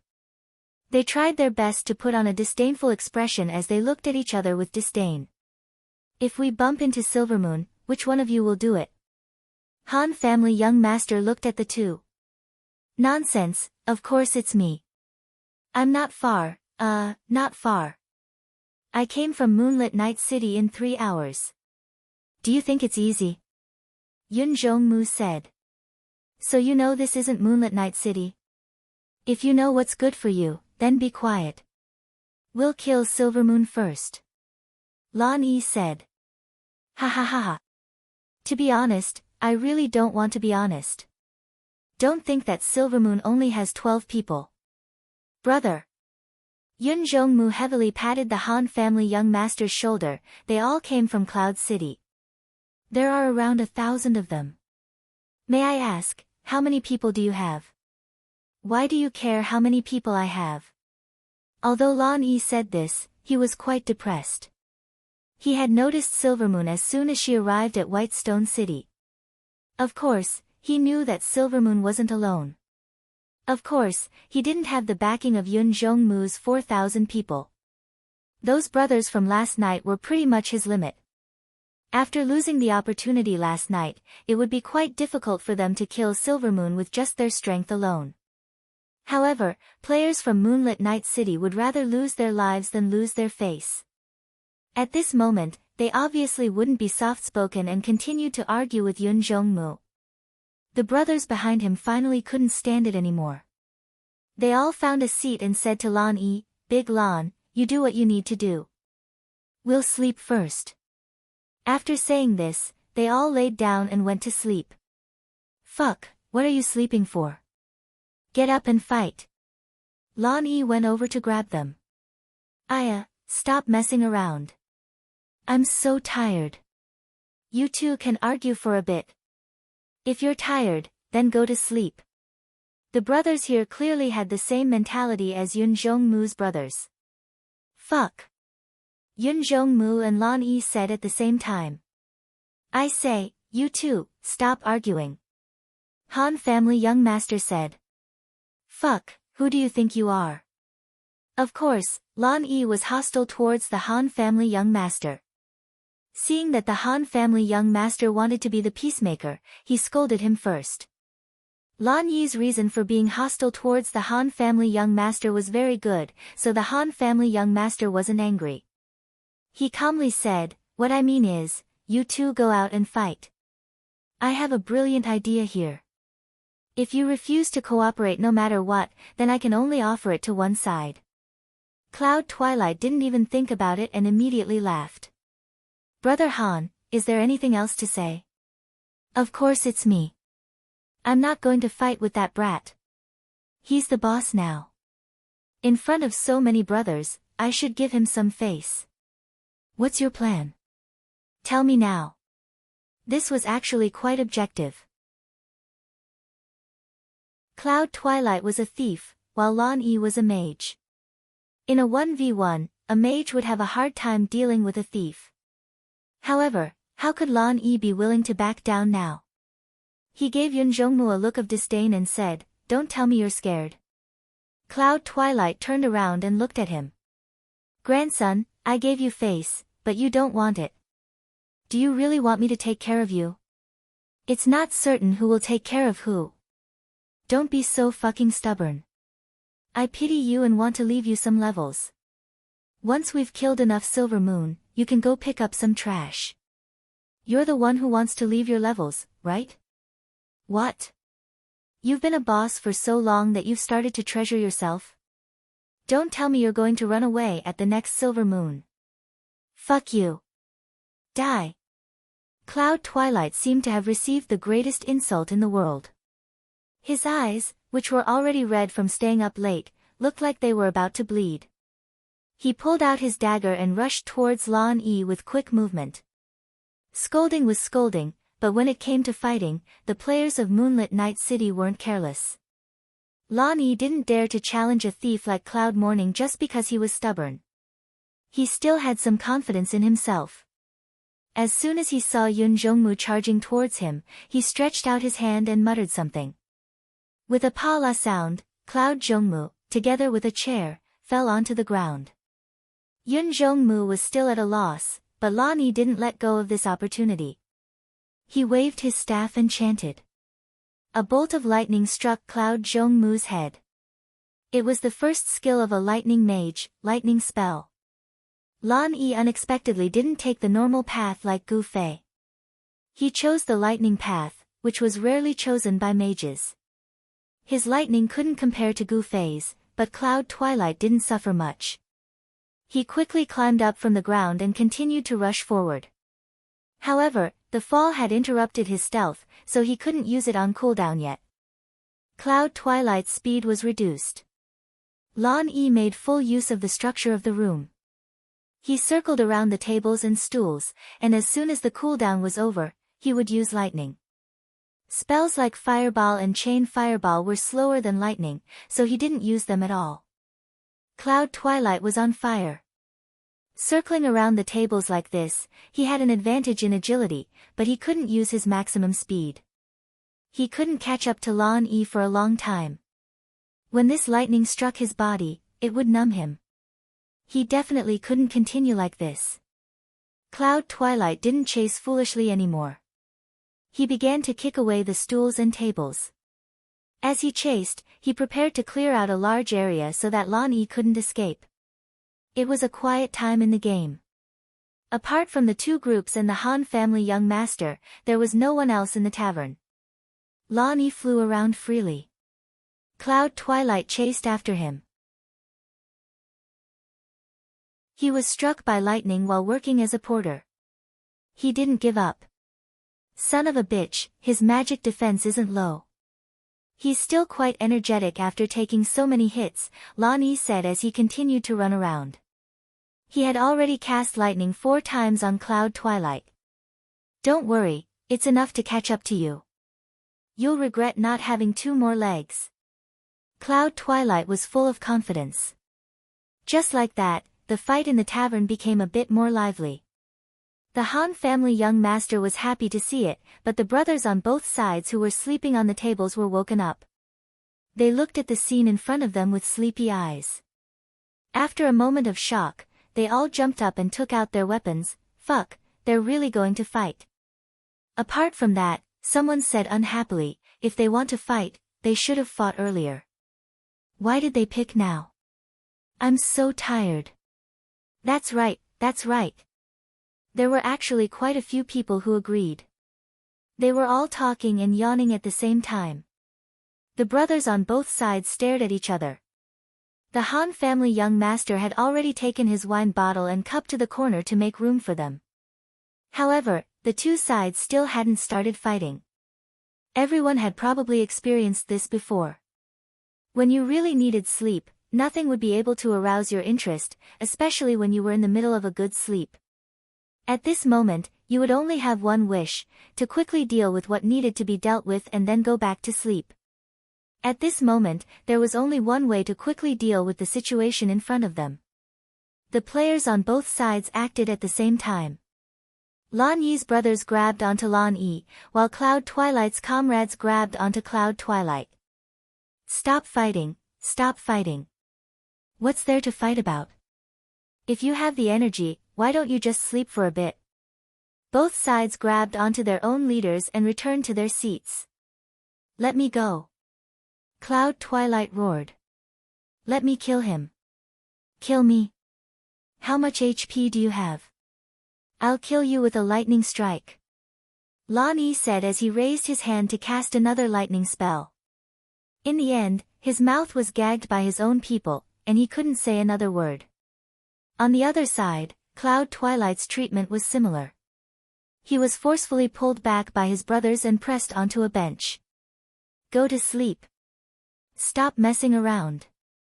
Save your energy for Silver Moon. The players from Moonlit Night City didn't go up to help during the PK. Instead, they were trying to stop the fight. Such a strange scene had finally happened in a situation where sleep was urgently needed. The temptation of sleep was too great. Otherwise, why would humans spend a third of their time sleeping? After pulling Cloud Twilight back, two warriors were afraid that he would run again. They each grabbed one of his arms and used it as a pillow. They laid it on the table and fell asleep. Cloud Twilight didn't know whether to laugh or cry. He struggled with all his might. Damn, let me go. The two of them snored like thunder. Damn you, I'm not going up to fight anymore. Alright. Cloud Twilight's arm was quietly released. He helplessly pulled it back and looked at Lan Yi. Lan Yi's situation was similar to his. He only let go of his brother after making the same promise. The two of them glared at each other, then looked at their brother with disdain. Damn, a bunch of good-for-nothings. Cloud Twilight cursed. Sleep, sleep, sleep to death. Lan Yi said. At this moment, the Han family young master floated over with a glass of wine. You two, since you can't get a result, let's make it simpler. Rock, paper, scissors. Do you dare? Cloud Twilight said with disdain. Are you stupid? Why wouldn't I dare? Lan Yi got up and walked over, but he was grabbed by his brother. Let go. Didn't you hear me? Rock, paper, scissors. Lan Yi cursed and was released. The two of them walked to the center of the tavern and looked at each other with disdain. Grandson, don't take advantage of your low agility to attack slowly. Cloud Twilight said. Don't attack too quickly. If you lose, you'll blame me for being slow and not admitting defeat. Lan Yi said. Motherfucker, do you think you're in the right if you win? Cloud Twilight said. Are you an idiot? I'm a mage. Do you think I'm faster than you? You better fucking slow down. Don't say I'm cheating later. Lan Yi cursed. How fucking fast can you attack? Tell me first. Cloud Twilight said. You too, you too. The Han family young master couldn't take these two anymore. How about this, don't attack. Each of you find a piece of paper and write it down. I'll read it for you, okay? Then it's settled. The two of them took a piece of paper and wrote it down. When they finished, they carefully handed it over to the Han family young master. The Han family young master didn't hesitate and flipped it over to show them. Ha ha ha ha. Cloud Twilight laughed. One cut and it's gone. I'll castrate you. Cloud Twilight wrote scissors, while Lan Yi wrote paper. The victor was decided. Lan Yi's luck wasn't good. He didn't say anything else and retreated. Han family brothers, what's your plan? Tell me. Cloud Twilight was in a good mood. He spoke to the Han family young master much more warmly. He continued to look at Lan Yi with disdain and provocative eyes.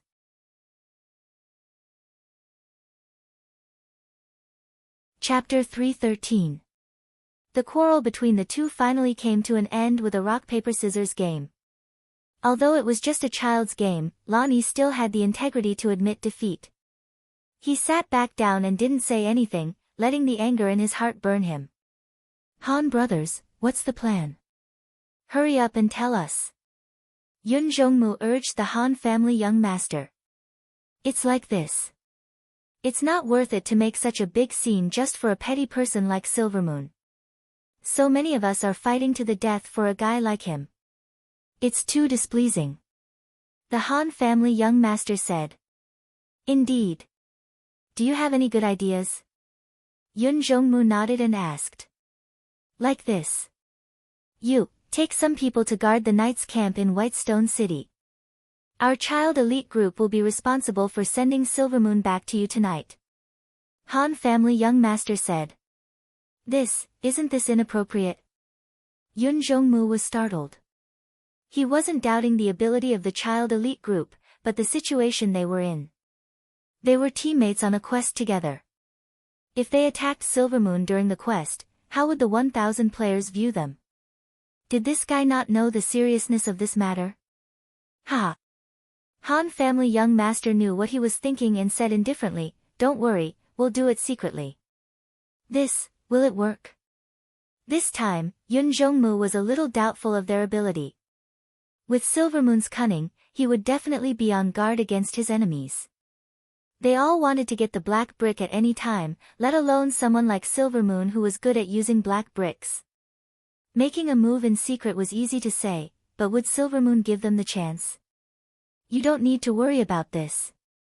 If you trust us, then we'll have to trouble you. Han family young master said. Break? Trouble? Yun Zhongmu didn't understand. Big brother, we're a mercenary group. Don't tell me you don't know the rules. Han family young master looked at him helplessly. Fuck.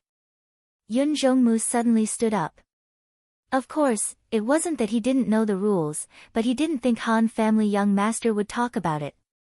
In his mind, it was necessary for friends to help each other. Talking about money was really an insult to their friendship. For a straightforward and heroic man like him, he would definitely regard money as dirt and place friendship as the most important thing. The little bit of goodwill he had for the Han family young master had already vanished like smoke in thin air. Yun Zhongmu looked at the smiling face in front of him and only felt that it was extremely disdainful. Sure enough, I didn't see wrongly.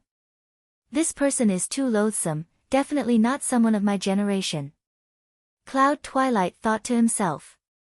But for the sake of our friendship, we won't charge you a high price, said the Han family young master. No need. Yun Zhongmu's expression was grave and stern. Since this is business, let's not talk about friendship. How much should it be? Boss Yun is a straightforward person. Han family young master drank the wine and stood up. After the job is done, you will receive my quotation. Don't you need a deposit? This is against the rules, isn't it? Yun Zhongmu said calmly. An employer who took the initiative to offer a deposit was definitely an anomaly. These words were full of Cloud Twilight's deep mockery. There's no need for that. Boss Yun's character is somewhat reliable, said the Han family young master. Somewhat reliable. Yun Jongmu clenched his fist. The Han family young master smiled. Everyone, there's nothing else. Wash up and go to sleep. I'll be leaving first. The young master of the Han family bought a few more bottles of wine to take away and proudly prepared to leave. Before he left, he looked at Lan Yi and asked, "That skill of yours, it's something like teleportation, right?"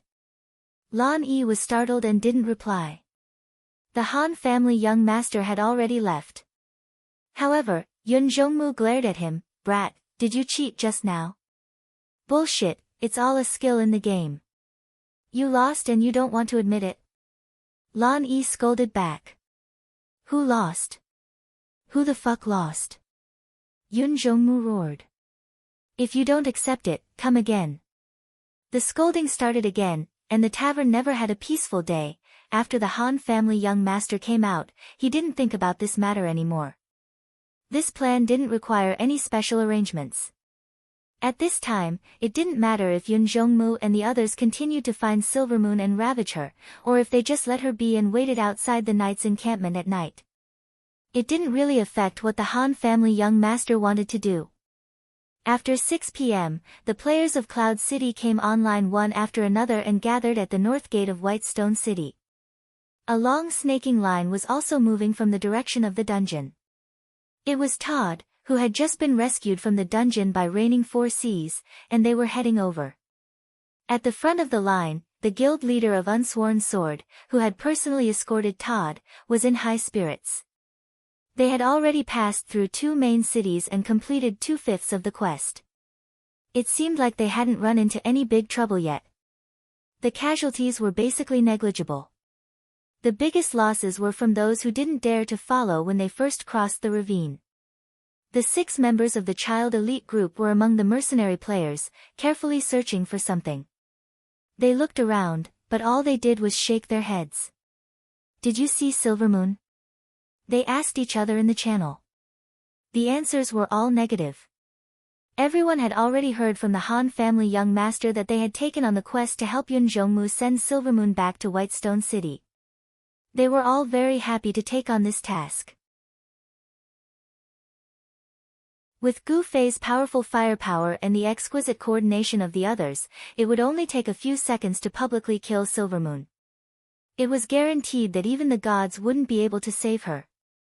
However, due to the pressure of public opinion, they had to be careful. When they asked their young master what his plan was, the answer they received was 4 words: "Play it by ear." Now that the opportunity hadn't come yet, they couldn't even find Silvermoon. "Don't worry, he's definitely in the crowd. If he doesn't take this opportunity to leave Whitestone City, then he really doesn't want to live anymore," Han family young master said with certainty. Silvermoon was indeed in the midst of Reigning Four Seas team. It had been a tough day for him. He had stayed up from morning until now, drifting around the city. The slightest movement would cause him to break out in cold sweat. He stayed up all the way until night time, when he and a few of his brothers quietly made their way to the dungeon. Just as he expected, Reigning the Four Seas members had gathered here. After Silvermoon and Sworn Sword greeted each other, she blended into their group and traveled together. Silvermoon didn't reveal his current situation to Unsworn Sword. Because he understood very well that his relationship with Unsworn Sword was still shallow. Unsworn Sword definitely wouldn't think that Silvermoon was more important than the interests of Reigning Four Seas. If Silvermoon's opponents were just a few petty thieves, Unsworn Sword would definitely rely on his numbers to help him. However, if he knew that his opponents were the 10 Meetings Alliance, then he definitely wouldn't hesitate to throw Silvermoon out like a hot potato. Silvermoon's current thoughts were to quietly sneak out of Reigning Four Seas crowd. After all, it was very difficult to find a specific person among a few hundred people. He was afraid that the people from the 10 Meetings Alliance would go all out. In order to deal with him, Silvermoon would not hesitate to challenge the thousands of people in Cloud City.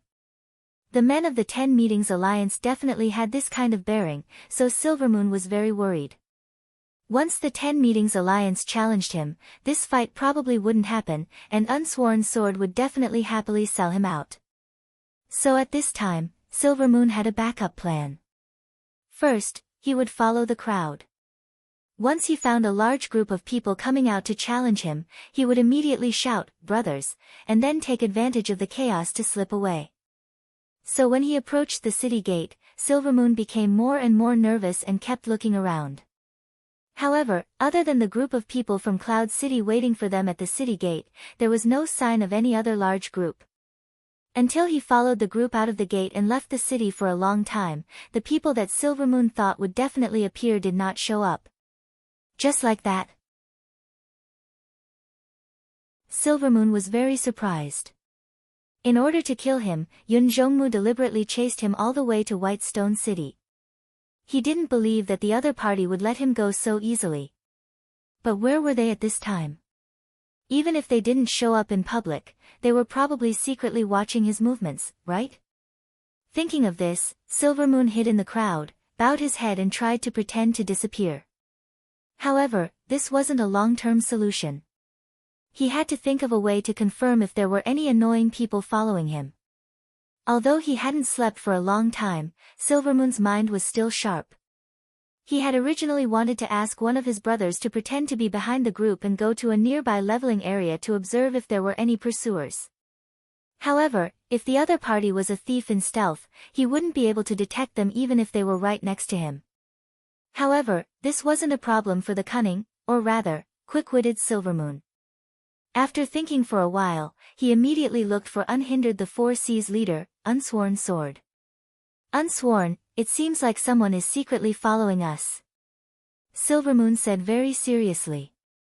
"Oh. Who is it? How do you know?" Unsworn Sword hurriedly asked. "One of my brothers." Silvermoon began to make up a story. "Something urgent happened, so I can't play anymore. Just now, on the way back to the city, I saw someone asking players who were passing by the leveling area where we were going. Then, they came running in our direction," Silvermoon said. "Is that so? Then where are they now?" Unsworn Sword asked. "I don't know. That brother of mine had something urgent to do. After telling me, he didn't follow to see what happened and hurriedly returned to the city," Silvermoon said regretfully. "It definitely isn't anything good," Unsworn Sword said, hurriedly summoning the core leaders, Reflection Years and Feng Xing. When Reflection Years heard this, he immediately asked, "Are you sure it's players and not NPCs?" "NPC? There's no need for NPCs to ask players about us, right?" Silvermoon said. "Players? Why are players following us?" Reflection Years also began to ponder. "Maybe they saw so many of us gathered together and are curious about what we want to do." Feng Xing guessed. "It's best if we find these people and ask them," Silvermoon said. "Yes. Don't let the news leak. Let's continue moving forward. I'll make some arrangements," Reflection Years said. "Let's do that." "Thank you, Brother Silvermoon." Unsworn Sword patted Silvermoon. "You're welcome. We're here to help." Silvermoon rubbed his red eyes and smiled.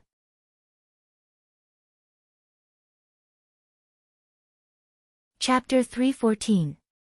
Unsworn Sword and the others didn't dare to be careless in the slightest when faced with the dangers of their own guild's quests. The team continued forward. At this time, Reflection Years had already found 2 thieves and instructed them to stay in place after entering stealth. They were to observe if any players were following them. The 2 players were from the mercenary group. This was also the main guiding principle of this mission: if there was danger, the mercenary group would go first. The 2 thieves stayed at the end of the party in stealth. Unsworn Sword and Reflection Years anxiously waited for news. Silvermoon's anxiety wasn't any less than theirs. In fact, she seemed even more concerned. This made Unsworn Sword and Reflection of Years extremely touched. In such a materialistic world, where else could they find such a responsible mercenary? Just think of those guys from the child elite group. They only knew how to ask for money. The party continued forward for another 15 minutes, but there was still no news. The core leaders were all thinking. Silvermoon was about to give them a hint, but Unsworn Sword already said to Reflection Years, maybe it's a thief. They're already in stealth. Probably. Reflection Years nodded. If that's the case, we can't just sit back and wait, Unsworn Sword said. But if we let them keep following behind, it's not certain who will discover who, Reflection Years said. Everyone nodded. In the early stages of the game, thieves were the best choice for a large-scale party like this. However, as players leveled up and their equipment improved, thieves were starting to fall behind. Why? Because of speed. When a thief entered stealth, their movement speed would be greatly reduced to 25% of their original movement speed. The slowest class in the parallel world, priests, had a movement speed growth of 0.7. Without agility, their naked running speed at level 40 was 70 plus 40x 0.7 is equal to 98. Currently, there was a new popular level 40 item called the Boots of Nimbleness, which gave priests a movement speed of plus 80. This way, a priest's movement speed could reach 178. The Boots of Nimbleness were produced in large quantities and had a low market price, so the usage rate was very high. Even ordinary priests could get a pair. These characters were basically first-rate or quasi-first-rate players. Their shoes could only be better than this. They couldn't be any worse. For a thief to reach this level while in stealth, they would need to have 712 movement speed. 712 movement speed was no joke. This was a superhuman number. Gu Fei's movement speed was already considered to be extremely high, but it was only around 500. Even the slimming dance wasn't as freakish as the 712's movement. That was why, unless players were intentionally slowing down, the days of thieves boldly tailing players in stealth were long gone. At this time, the Cloud City players were advancing at full speed. If a thief tried to tail them, they would only be left behind if they maintained stealth the entire time. So, from time to time, they would need to reveal themselves and chase after them. How to catch them when they appear was the main topic of research for anti-thief tailing. For example, Unsworn Sword and the others had used previously, letting a few thieves enter stealth and observe the situation from the sidelines was obviously a method to test their luck. Who knows if the thief will reveal himself when he passes by your line of sight. Qianli from Child Elite Group seems to have anti-stealth abilities when he's drunk, Feng Xing said. Damn, without him, how are we going to complete this quest? Reflection Years was indignant. Unsworn Sword was also a bit unhappy. If he went looking for him again, who knew how much more money that Han family young master would have to extort from him? Speaking of which, it was strange. Why did this quest seem to be designed for Qianli drunk? He needed to come out and solve the crisis from time to time. Don't look for him, we'll think of a way ourselves. Reflection Years said to Unsworn Sword. Unsworn Sword nodded and turned his gaze to his mercenary role model, Silvermoon. Brother Silvermoon, do you have any good ideas? At the moment, the only thing that can be anti-stealth is traps, Silvermoon said. Traps. Reflection Years muttered. This isn't very reliable either. If we don't know the enemy's route, it's useless, let's try it as a last resort for now. Isn't there such a group this time? Unsworn Sword said. Reflection Years nodded and sent a message to his group, calling for the leader of the Big Hunt, Tsubasa Sakuratsuka, to come over. Tsubasa Sakuratsuka quickly rushed over and greeted everyone. As soon as Silvermoon saw this person, she recognized him as the fellow who was currently mingling with Boundless Mang. She thought that he probably wouldn't have a good expression on his face, so she didn't ask for a rebuff and consciously dodged to the side. Sure enough, when Tsubasa Sakuratsuka saw Silvermoon, he looked down on him. After being chased for a whole day the day before yesterday, they had to understand the whole story. Silvermoon's role as a scumbag in this story couldn't be explained from any angle. What's the matter? Tsubasa Sakuratsuka asked Unsworn Sword and the others. Reflection Years quickly explained, then asked, most of your group are spies, right? Tsubasa Sakuratsuka sighed regretfully. Originally, but a few days ago, 22 of them died in Moonlit Night City, so they're no longer. That's true. Reflection Years was in a trance. When they left Moonlit Night City, the various mercenary groups compared their losses in Moonlit Night City. He heard that Tsubasa Sakaratsuka boasted that they fought against the 10 Guild Alliance and sacrificed 22 people. At that time, everyone thought he was bragging, but now they knew it was true. Tsubasa Sakaratsuka's face was full of grievance. What do you think? Less is less.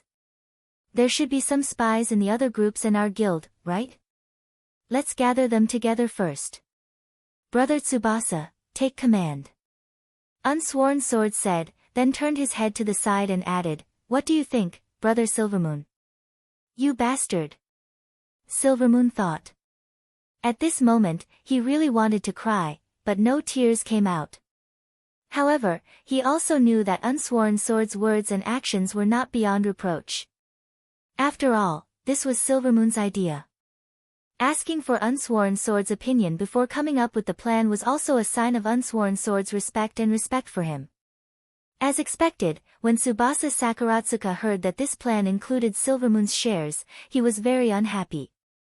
It was as if he was sent by Silvermoon to work for him. This was too embarrassing. Thinking of this, Tsubasa Sakaratsuka suddenly clutched his stomach. Ah, my stomach hurts. Not good, not good. I'm going to leave first. You guys organize yourselves. Ah. Reflection Years had just called out a word, but Tsubasa Sakaratsuka's 500+ movement speed was fake. In the blink of an eye, he disappeared. What happened? Reflection Years looked at Unsworn Sword in confusion. I don't know. Unsworn Sword was also at a loss. They weren't stupid. Of course, they wouldn't believe the stomach pain. It was obviously an excuse. That's what you get for your mouth. Silvermoon thought to himself. Without them, we really can't gather up lurkers. Reflection Years was depressed. Lurkers were an unpopular class to begin with, and very few people switched to it. Reigning the Four Seas used arrow array as their signature skill, so they encouraged their archers to switch to marksmen. As for those who didn't know how to use traps, they could wait until the guild leveled up before recruiting. So right now, they didn't have any talents in this area. Tsubasa Sakaratsuka's sudden departure immediately ruined their plan. If this doesn't work, let's find Shinli and get drunk. Feng Xing said. Unsworn Sword and Reflection Years gritted their teeth. Silvermoon also casually said, once Shinli gets drunk, he's not too reliable, right? On the surface, he seemed very casual, but in reality, Silvermoon was extremely nervous. He had been busy for half a day, not for some Reigning the Four Seas quest, but for his own safety. He wanted to find out if there were any scouts from Yun Zhongmu or Lan Yi. If there were, then he would use Reigning the Four Seas to deal with them. If he let Shinli get drunk, he would quickly be in cahoots with the other side. When he returned, he would definitely tell Unsworn Sword, it's fine, it's fine. Go on, go on. That person is indeed very shameless, despicable, and cunning. Reflection Years said. Silvermoon was very happy to hear this. But his skills are indeed terrifying. Feng Xing said. Silvermoon wasn't happy to hear this, but she couldn't help but be convinced. Leaving this matter to him will definitely be no problem. Unsworn Sword said. Silvermoon's face was ashen. But the problem is that it's too expensive. Unsworn Sword continued. Silvermoon's face showed a hint of life. What the hell is this Tsubasa Sakaratsuka doing? Reflection Years mumbled. He called out twice in the channel, but no one answered. Silvermoon didn't dare to make a sound. I'll go find him. Reflection Years wanted to go talk to Tsubasa Sakaratsuka face to face. Silvermoon was happy again. Forget it. Unsworn Sword said, from the looks of it, he probably wants to use this opportunity to ask for a high price. Since he's going to pay, why not let the more reliable and effective Shinli get drunk? Silvermoon really wanted to strangle Unsworn Sword to death. Reflection Years was also very unhappy, but he also admitted that Unsworn Sword's words were reasonable. Since Tsubasa Sakaratsuka also wanted to extort money, he might as well find Qianli and get drunk. Let's call him. Unsworn Sword sighed. He couldn't help but think of the Han family young master, and subconsciously touched his money bag. This time, Silvermoon took the initiative to stand in a conspicuous position. He hoped that when Qianli saw him, he would be like Tsubasa Sakaratsuka and leave in disdain. When Gu Fei arrived, Silvermoon didn't wait for Sword of Oathless to say anything. She took the initiative to help Gu Fei, secretly ordering him around in a commanding tone. Unfortunately, he underestimated our teacher Gu Fei's professionalism. Gu Fei didn't say a word. He quietly listened to their plan and nodded, saying, "Okay, I got it. You guys continue on your way. Please." Unsworn Sword patted Gu Fei's shoulder. Gu Fei nodded and pointed at Silvermoon, saying, "Be careful." Silvermoon's entire body froze. The surrounding players looked at him as if they were looking at a dead man.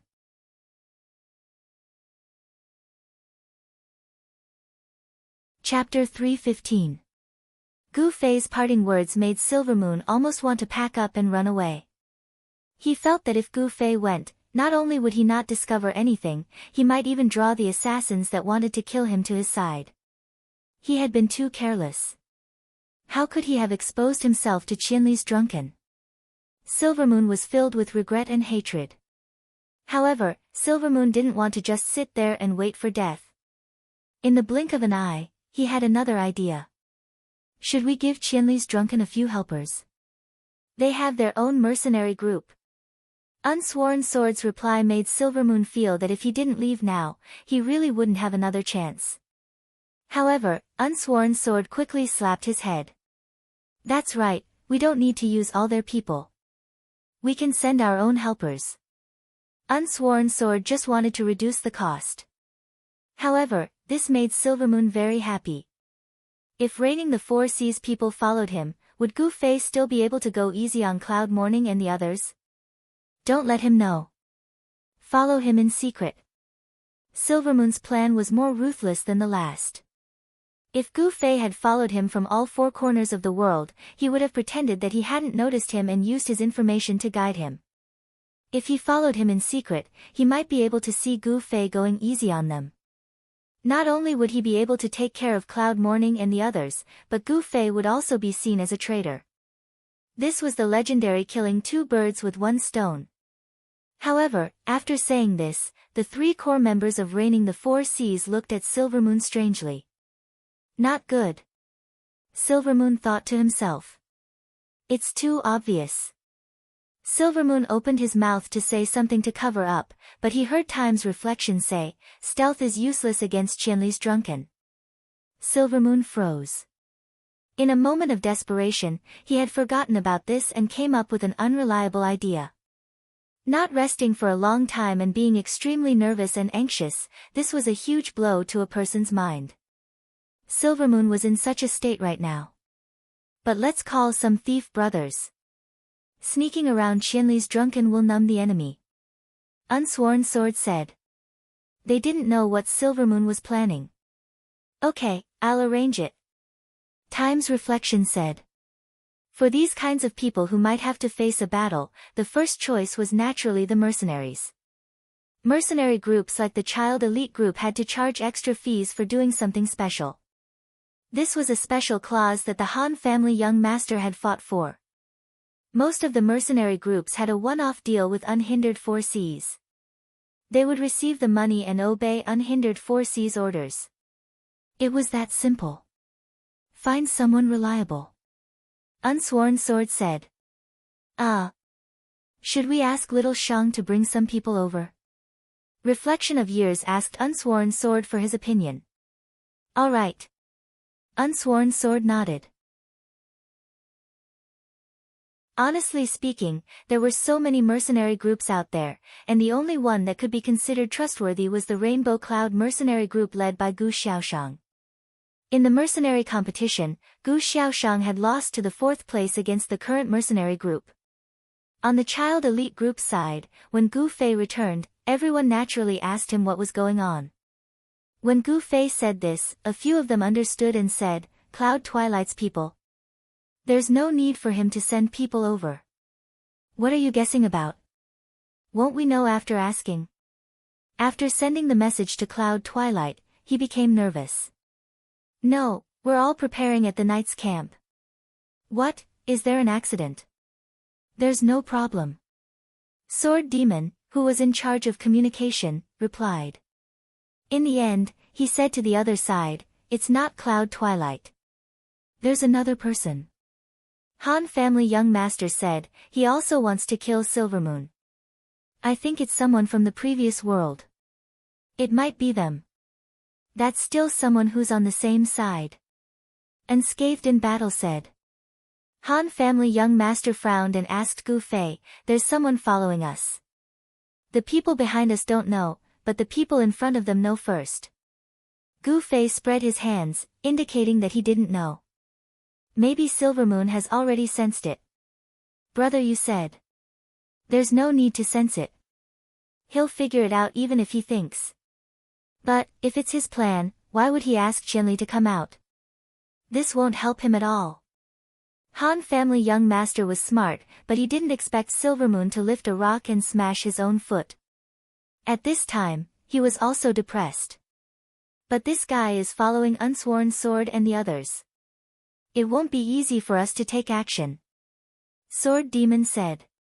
Causing internal strife in front of Unsworn Sword and the others was too much. It was too unbecoming of a mercenary. But we finally know where he is. Brother, you said. For them, the biggest value of Gu Fei's trip was that he found Silvermoon's location. This was Silvermoon's oversight. He was anxious about the east and forgot about the west. Forget it, you go. The people following behind are most likely targeting Silvermoon. Look at the situation and let them go. Han family young master said. You guys aren't going. Gu Fei was surprised. Reflection years already informed me. This time, they're asking for your help. The rest of us won't get much money even if we help. Why would we go? Han family young master stretched. Then I'll go. Gu Fei did not mind. Just as he was about to leave the group, he saw a large group of people walking in the opposite direction and stopping in front of them. The woman in the lead was Gu Xiaoshang, who had argued with Sworn Sword at the mercenary gathering in the tavern. Qianli is drunk. We'll go with you, the woman called out as she reached him. Oh. Han family young master suddenly understood. Wait here. I was wondering how we could let Qianli go. There's an army supervisor. Han family young master spoke as if there was no one else around, completely ignoring the fact that the woman was right in front of him. Gu Xiaoshang turned her head and glanced at him, but ignored him. She turned back to Gu Fei and said, let's go. Gu Fei nodded his head and followed them out of the group. They weren't going anywhere, they just wanted to wait for the people behind them. Stealth. Gu Xiaoshang waved her hand. The thieves in her group immediately went into stealth, leaving only her and Gu Fei standing in the middle of the path. My name is Gu Xiaoshang. Gu Xiaoshang introduced herself to Gu Fei. Qianli is drunk. Although the other party had already called his name, a formal introduction was still necessary. I heard you're really strong. Gu Xiaoshang said. I'm okay. Gu Fei said. You're not humble at all. Gu Xiaoshang laughed. I'm already humble. Gu Fei laughed. In my situation, if I say no, I'm still bad. Isn't that just insulting people? Ha! Gu Xiaoshang laughed. She pulled out a huge sword from her pocket and stuck it in front of her. The orange-red warrior armor wasn't as exquisite as the ones chosen by the average female player. What stood out from the rest was the orange cape draped over her shoulders, fluttering in the wind behind her. It was very eye-catching. Seeing that Gu Fei was looking at her cape, Gu Xiaoshang laughed. How is it? Cool, right? Gu Fei also laughed. Cool. But, fighting will be a bit of a hindrance. The cape was indeed cool, but if you really fought, dragging such a long piece of cloth behind you and letting it flutter in the wind, who knows when it might wrap around your arms or legs. That would basically be useless. Not to mention the cape, even Gu Fei's night spirit robe wasn't very convenient to move around in. After all, it wasn't designed for a warrior. The long hem, in particular, was very troublesome. However, Fireball's method of unbuttoning the mage's robe seemed to be a solution. Gu Fei already had the intention to wear it that way, but just as Fireball said, his inner clothes were too ugly. He had to update them first. I can take it off when I fight. Gu Xiaoshang waved her hand and pulled the cape off her neck. She reached out to grab it and gestured to Gu Fei, look, it's very convenient. Around your neck. Doesn't it feel tight? Gu Fei was surprised. Not at all. Look, there are 2 buckles here. They're actually hanging on my shoulder pads. The knot is just to secure it. It's specially designed for my armor. How about it? Are you interested? Gu Xiaoshang asked. Forget it. Gu Fei laughed. If you want to do it, find me anytime. I know a player in Cloud City who's learning tailoring. What's even better is that he's a fashion designer and his skills are very good. There's someone here. Gu Fei cried out. Where? Gu Xiaoshang quickly picked up the long sword in front of her. Oh, I'm sorry, I saw wrongly. Gu Fei said. Oh. Gu Xiaoshang stuck the sword back into the ground and pitifully put the cape back on her body. Gu Fei was speechless. This person's aura was very strong, but it was definitely a woman. Speaking of which, how do you counter stealth? Gu Xiaoshang asked Gu Fei. Killing intent. Gu Fei said. Killing intent? Gu Xiaoshang didn't understand. Yeah, I practice martial arts, so I'm very sensitive to these things. Gu Fei said. Really? Gu Xiaoshang said. Of course. Then teach me. Gu Xiaoshang said. Without 10 years of hard work, you won't be able to do it. Gu Fei said. Don't try to scare me. You must be joking. Gu Xiaoshang said. Gu Fei bitterly laughed, it's true. Gu Xiaoshang still didn't believe him. Just as he was about to say something, he saw Gu Fei's smile disappear. He reached into his pocket and pulled out a long sword. Someone's coming. Where? Stealth. It's right in front of us. Gu Fei said as he raised his hand, flaming 3,000 layers flames, rise. Aya, don't insta-kill him. Let's talk. Gu Xiaoshang hurriedly said. Got it. Tell your subordinates to stop staring at me and stand in a line. Gu Fei said.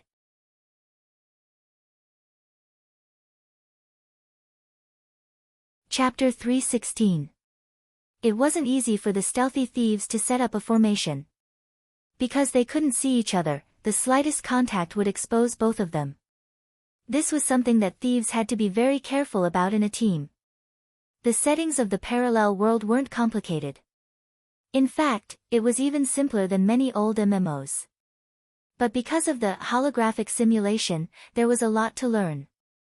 Regardless of how the thieves lined up, no one would bump into each other and expose themselves. On the other hand, Gu Xiaoshang looked at Gu Fei in surprise. Where's your spell? It's a bit slow. As soon as Gu Fei finished his words, the ground in front of him was suddenly engulfed in flames. Amidst the flames, 5 thieves instantly revealed themselves. Gu Fei's casting was very stealthy. Plus, the other side didn't expect that the person in front of them could see through their stealth, so they weren't on guard. The spell hit all of them. Gu Fei raised his hand and pointed in a certain direction.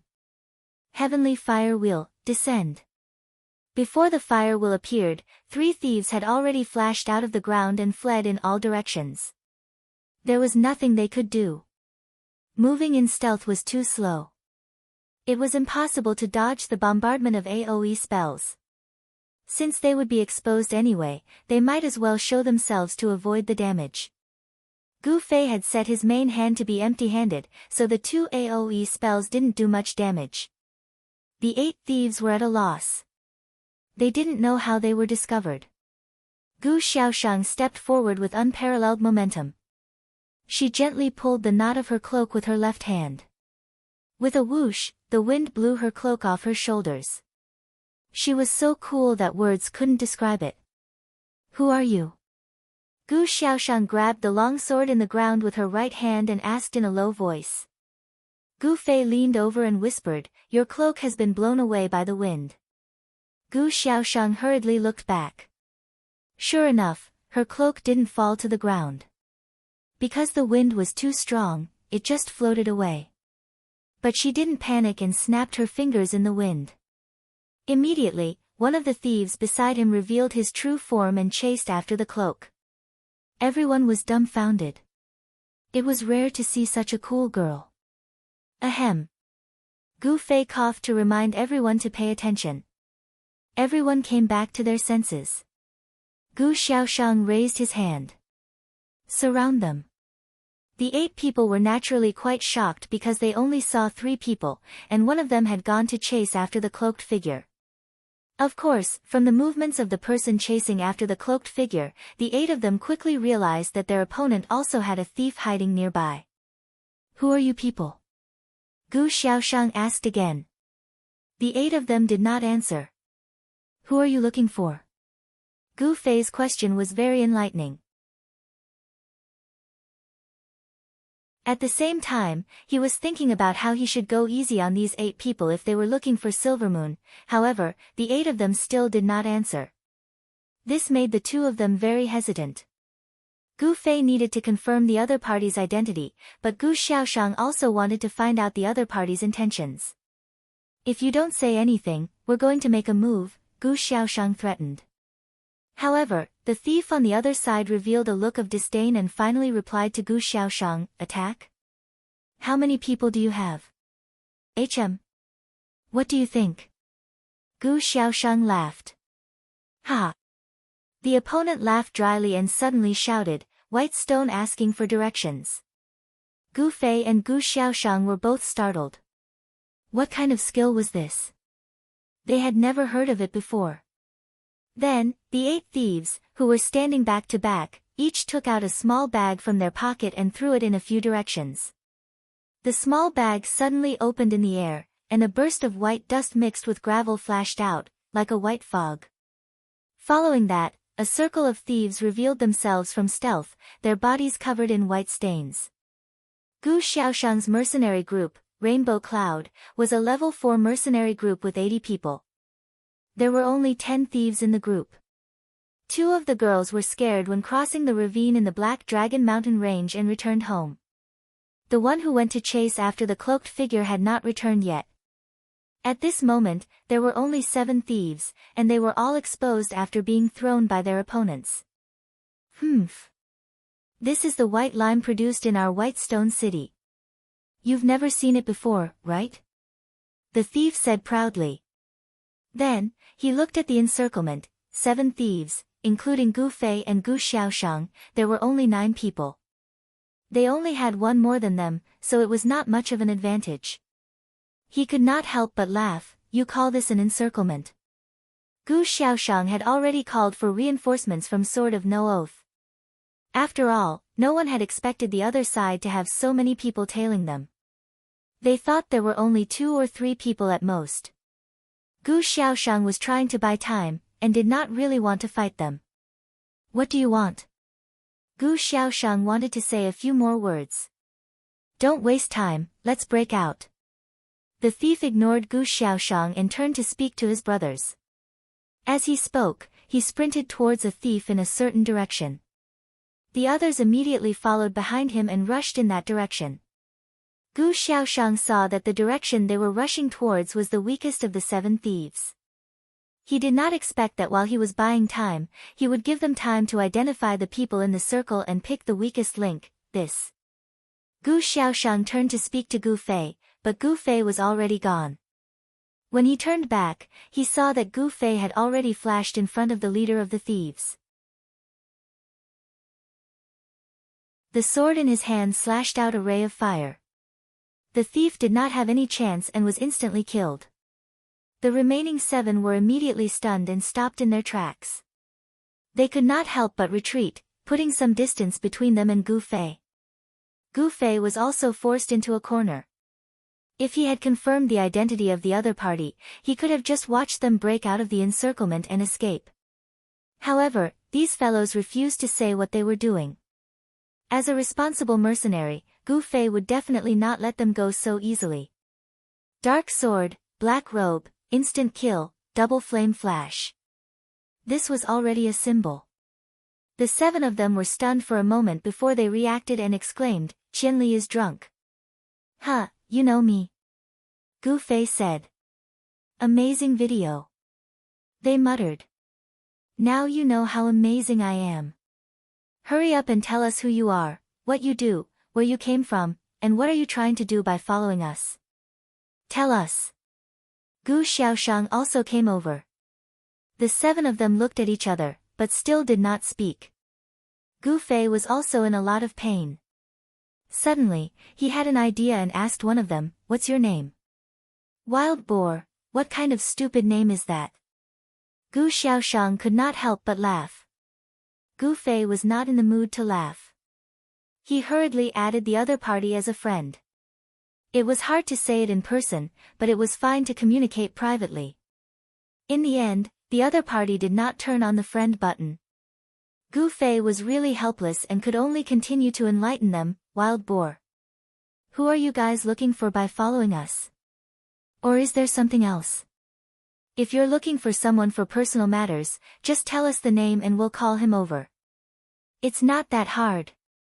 Is there a need to fight and kill? Right, Xiaoshang?" "Yeah." Gu Xiaoshang nodded. "If that's the case, why can't we talk about it? Even if there's an enemy in our group, we can all sit down and discuss a solution." Gu Fei felt that he had reached the limit of his enlightenment. "Yeah, sit down and discuss," Gu Xiaoshang also said. The 7 of them still did not speak. Gu Fei held his forehead and waved his hands. "There's nothing I can do. You guys have to fend for yourselves. Don't say that I didn't help you." With that, Gu Fei retreated to the side to eat an apple. This was a hint. "I can't do it now. If you want to run, do it now." Gu Fei felt that since he had already discovered them, it was equivalent to destroying their tracking. His mission as a mercenary had been accomplished. Letting them go was not considered irresponsible. In the end, they still ignored Gu Fei's hint and stood there stupidly. Gu Fei finished eating the apple and was full of mana. On the other side, Gu Xiaoshang tried to persuade her a few more times. Her cloak was picked up, but she still didn't say a word. "Forget it." Gu Xiaoshang also lost his patience and waved at Gu Fei. "Qianli, do it. Why do you still need me to do it?" Gu Fei said in a daze. "You're so powerful. If you don't do it, who will?" Gu Xiaoshang said. "Actually, with my mana, I can't kill all of them," Gu Fei secretly said to Gu Xiaoshang. "Nonsense, you can kill more than 20 people on the video," Gu Xiaoshang said. "Killing people depends on fate," Gu Fei said. "What nonsense," Gu Xiaoshang said. "The video specifically picked my good form, and the other side cooperated and played it. They deleted all of my pathetic looks when I didn't have enough mana," Gu Fei said. "That's too much. How could they do this?" Gu Xiaoshang said. "Yeah. That's too irresponsible," Gu Fei said. "Why don't you post an explanation?" Gu Xiaoshang said. "Explain? Explain what? Fake videos can't be trusted. It can't be said to be fake. It's just that they picked the good ones. That won't do, it's not real." "That's true, hey. The 2 of you." Finally, someone interrupted the conversation between the two. "What? The two of them turned around. Are we going to make a move? Gu Xiaoshang asked. Let's do it, everyone attack together. Gu Xiaoshang quickly said and pointed at Gu Fei, including you. AI. Gu Fei took a deep breath and pointed his sword at them. This is your last chance. If you don't say it, we'll make a move. Everyone surrounded him, and the people in the middle were standing so closely together. Gu Fei could kill them all with a big move. This was fate. If we say it, can we really leave? Someone suddenly said. Hey! Someone immediately glared at him.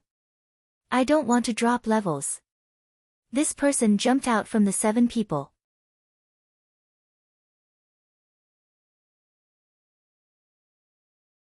Chapter 3:17. Gu Fei and Gu Xiaoshang watched in a daze as the 7 people in front of them fought amongst themselves. The two of them didn't expect something like this to happen. In that instant, the two of them felt like they had forced a girl into prostitution and felt a bit embarrassed.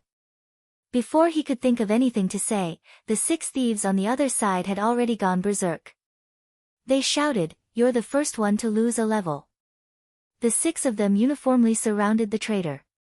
6 daggers were drawn at the same time, and a white light instantly appeared in the center of the circle, telling the world that traitors would not have a good ending. Then, the 6 of them turned around and faced Gu Fei and Gu Xiaoshang. Their eyes didn't have the slightest hint of submission. If you want to kill me, then come at me. Who knows who will die and who will live? Forget it, you guys can leave. Gu Xiaoshang suddenly said. The 6 of them, as well as Gu Fei and Gu Xiaoshang's subordinates, were all startled. What do you mean? Gu Fei asked Gu Xiaoshang. I didn't want to make things difficult for them, I just wanted to scare them. Look, they weren't afraid, so we failed. Gu Xiaoshang said. Oh. Gu Fei shrugged and didn't say anything. Hurry up and leave. If we don't leave now, we won't make it. Gu Xiaoshang said to the 6 of them. The 6 of them were confused. Gu Fei saw their confused expressions and became angry. They were confused when he asked them something, and they were confused when he told them to leave. How could they not be confused? Gu Fei waved his sword and 2 streaks of flames appeared in the air. Hurry up and leave. If you don't leave, I'll make a move. The 6 of them continued to turn around in confusion. Gu Xiaoshang waved his hand and the 3 thieves moved to the side. At the same time, the sound of chaotic footsteps came from behind Gu Fei and Gu Xiaoshang. A large group of people was rushing over. Gu Xiaoshang anxiously stomped his feet. Hurry up. The 6 of them finally didn't have any more doubts and ran away. Gu Fei turned his head to look at the large group. The one leading them was Time's Reflection. He had brought a few dozen brothers with him.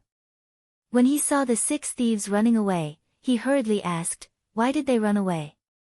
I told you guys to hurry up, but you guys were so slow. We couldn't stop them and they ran. Gu Xiaoshang said. Aren't there only 8 thieves? You can't even stop him for a while.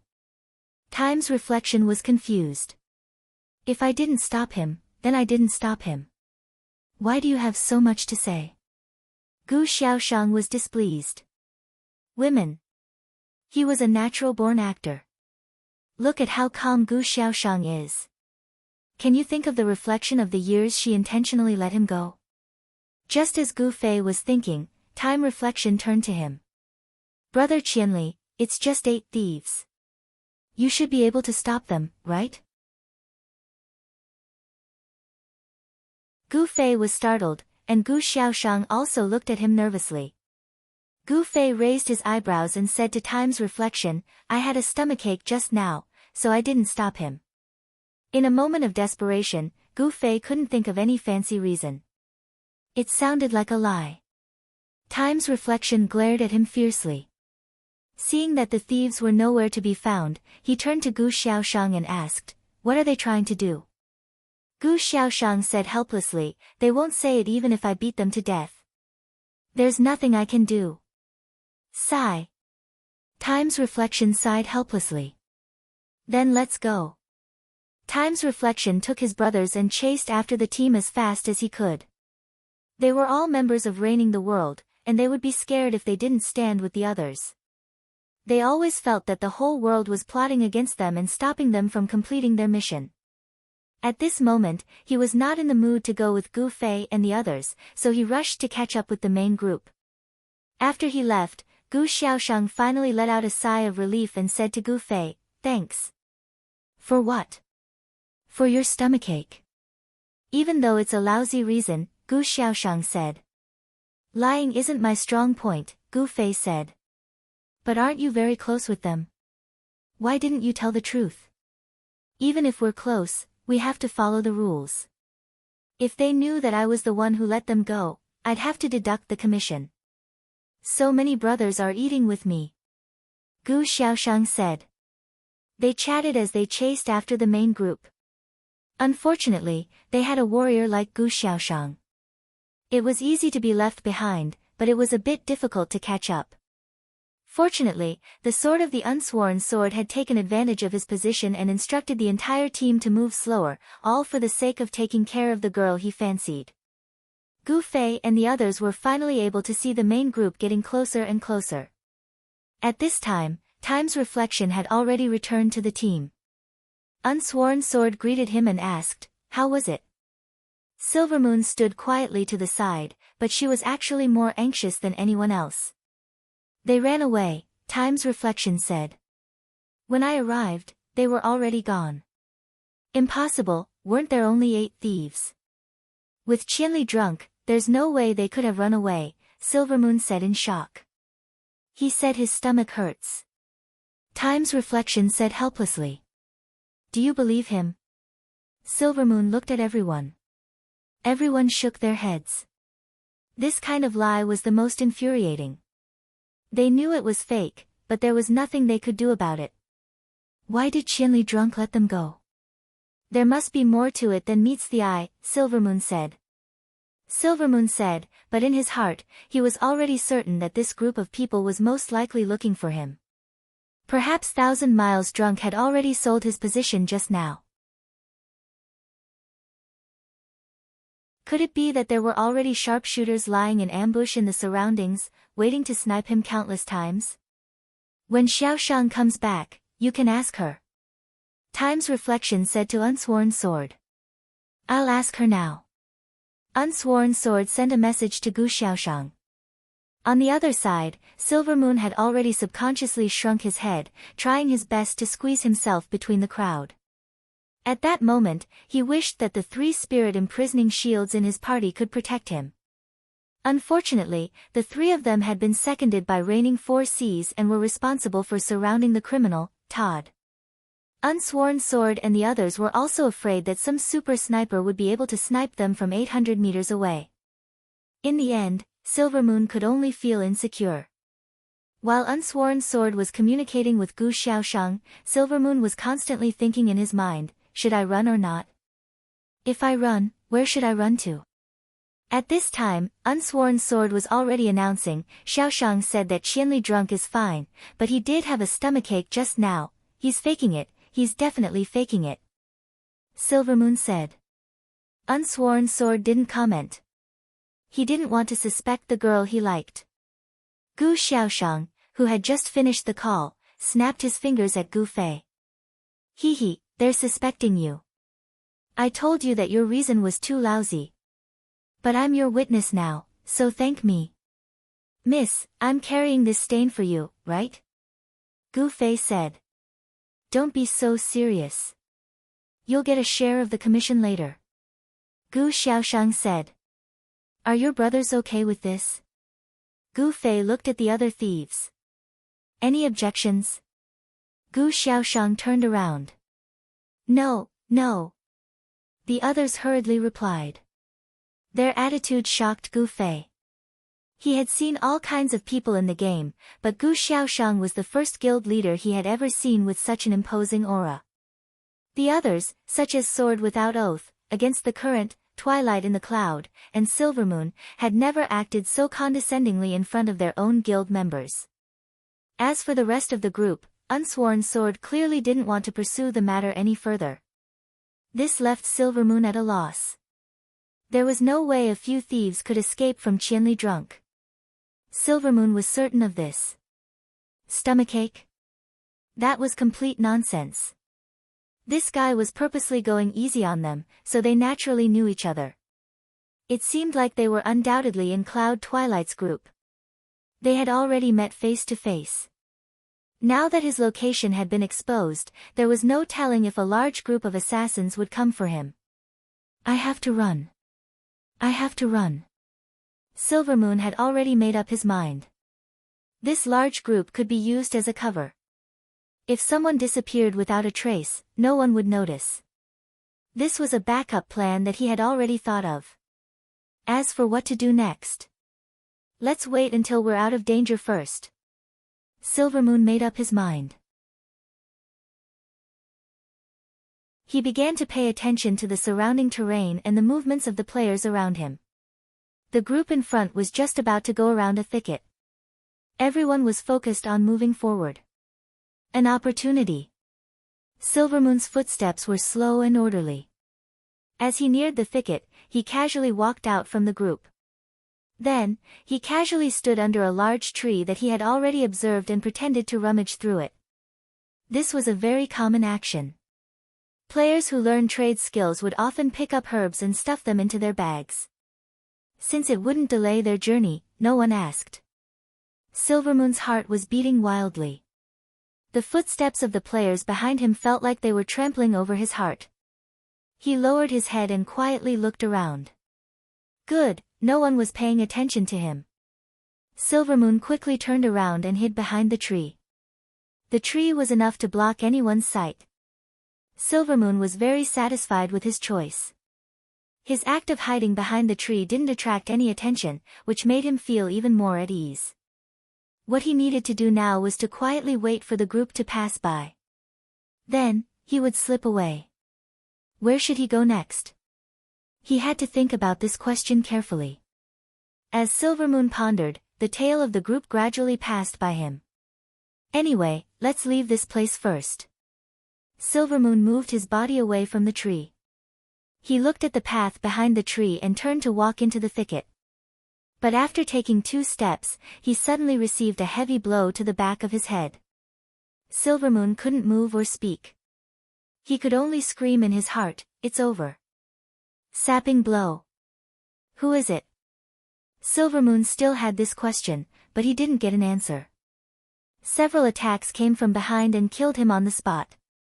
At the same time, Cloud Twilight, who was outside the White Stone Night camp, received a message: the person has been sent back. Have fun killing. How much do you think is worth? Send it to me.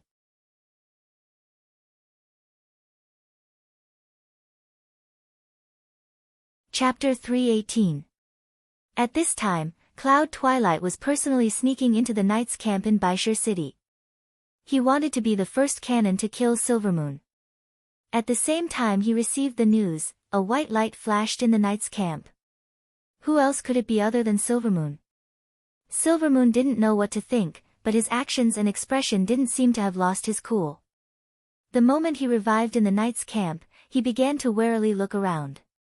When Yun Zhongmu saw this, he knew that it was a big deal. He was right in front of them, but it wouldn't be that easy to kill him. If they wanted to kill him until he reached level 10, it would be a long and drawn-out battle that would consume a lot of manpower and energy.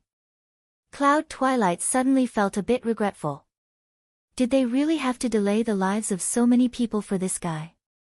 At the same time, Gu Fei looked at Slender Waist Dance in surprise. How come you're here too? Gu Fei used almost the same method as Silvermoon to get behind the tree, but one was in the forest and the other was outside. At that time, Silvermoon never would have dreamed that the person he was most afraid of, Gu Fei, was just a tree away from him. When Silvermoon was hit by Sword Demon's sap, Gu Fei teleported behind him and gave him a fierce blow. At the same time, another person also stabbed out. It was Slender Waist Dance. Only my stealth speed can keep up with the team. Slender Waist Dance said. So you've been keeping an eye on him near Silvermoon? Gu Fei asked. Sword Demon said helplessly, There's no way around it. I'm not fast enough.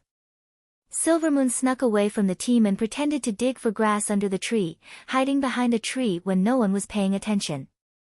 How could he know that there was a thief right next to him, staring at him? This also had to do with Sword of No Oath. In order to wait for Gu Xiaoshang, he slowed down the team's speed, and Slender Waist Dance became more and more proficient in stealth. The three of them left the forest and quickly caught up to the team. The child elite group members were at the end of the team, so they naturally knew that the three of them had completed their mission. The slender dancer reached out to the Han family young master and said, "Let's settle the bill." As a result, the Han family young master waved his hand away. "I haven't received the money yet. I'll settle it for you when we get to Shady Forest City." Slender Waist Dance didn't bother him and went to look for the reborn Amethyst girls. The Han family young master announced to Gu Fei and the Sword Demon, "Silvermoon has died and returned to the White Stone City Night Battalion. Yun Zhongmu has seen him. The mission had been successfully completed." Clap, everyone. Everyone rolled their eyes. "Keep score." Han family young master said to Sword Demon. Sword Demon took out the child elite group score book and recorded everyone's score in this mission. Yutian Shinming and Unscathed in Battle were both a bit indignant. It was clear that the two of them didn't participate much in this mission and only received the lowest level of friendship points. Gu Fei looked at the Sword Demon's record and couldn't help but have an opinion. "Hey, Yutian and Wushang only got 10 points, which is very reasonable. Sword Demon and I personally completed the mission, so how come our score isn't as high as yours? 30 points for a setup. What kind of setup is this? Do you think we just foolishly waited for Silvermoon to leave and then took the opportunity to give him a beating?" Han family young master said. "Isn't that the case? Does Silvermoon not need a reason to leave? Does Silvermoon's reason for leaving have anything to do with you? Isn't it because he's afraid that the stealthy guys behind him are targeting him?" Gu Fei said. "That's right. What does that have to do with you? I was the one who found those guys." Han family young master said. Gu Fei was startled. He looked at the other four and saw that they clearly knew about this situation, so they just looked at Gu Fei with a sympathetic gaze. "How come I didn't know?" Gu Fei mumbled. Han family young master was too lazy to pay attention to him. "Brother," you patted Gu Fei. "Everyone had a meeting during the day to discuss this, but you weren't there." After saying this, he turned to Sword Demon. "Qianli didn't come to the meeting. Should we deduct 5 or 10 points? Logically speaking, we should deduct points, but he wasn't online at that time." This. Sword Demon hesitated. "That still counts. Deduct 10 points. Han family young master announced. "Deduct 10 points. Deduct 10 points." Yutian Shinming and Unscathed in Battle immediately joined in. Whether or not being offline counted as an absence was always a matter of debate, just like offside on a football field. However, with so many people supporting him, and Gu Fei himself didn't seem to have any objections, Sword Ghost happily deducted 10 points from his score. Gu Fei was still thinking about the so-called setup.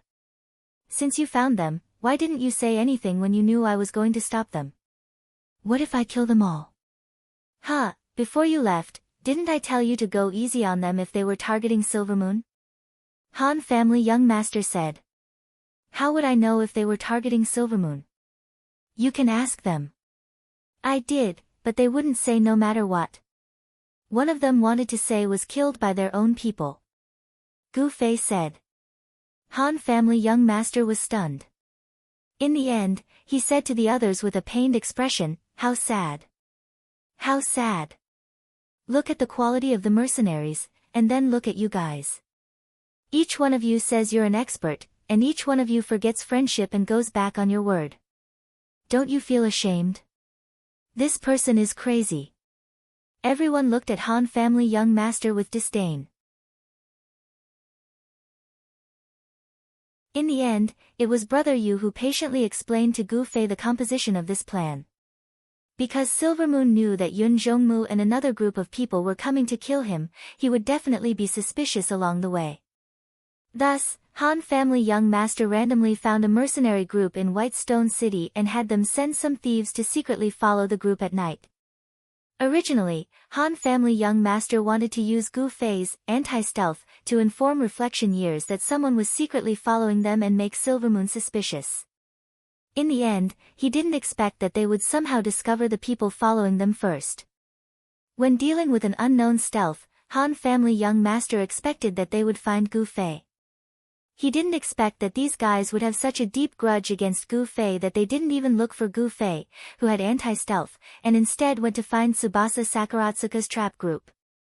However, Han family young master was also prepared for this kind of situation. As long as he reminded these guys he found, then no ambush would work. In the end, Sword Without Oath and the others would still have to find Gu Fei. In the end, things went smoother than he expected. Tsubasa Sakuratsuka had a stomachache as soon as he saw Silvermoon. Gu Fei's appearance and the people Sword Without Oath and the others trusted were very much in line with what Han family young master wanted. On the contrary, the professionalism of these guys he found exceeded Han family young master's expectations. At this time, listening to Gu Fei's words made his heart palpitate. These guys actually refused to say anything even if they were beaten to death. Of course, they would die, especially if they died at the hands of Gu Fei. Not only would this not make Silvermoon so nervous that he would run away, but it would also give him a sense of security. Fortunately, in the end, they still walked in the direction that Han family young master expected. The stalkers were very obviously let go. Silvermoon became very suspicious and did not dare to stay in this team anymore. Once again, he abandoned his brothers and prepared to run away. This forced Silvermoon to run away to achieve two goals. First of all, he once again shook off his brothers, falling into Cloud Jongmu's tiger's den alone, basically unable to obtain any outside help. He was also forced to do this. If he wanted to escape, he could not bring his group of brothers with him. For example, the three heavy-armored soldiers protecting Todd were probably the three most trusted and valued brothers of Silvermoon's mercenary group. However, if the three of them wanted to leave, Reigning the Four Seas would immediately know, and it would not be able to achieve the effect of stealth. Second, Child Elite Group and the others needed to secretly deal with Silvermoon. They could not even let Silvermoon know who did it. After all, this was a game. Killing someone did not mean silencing them. Even if Silvermoon died, he could still tell Unsworn Sword that they were killed by Child Elite Group, so he could not leave any evidence behind.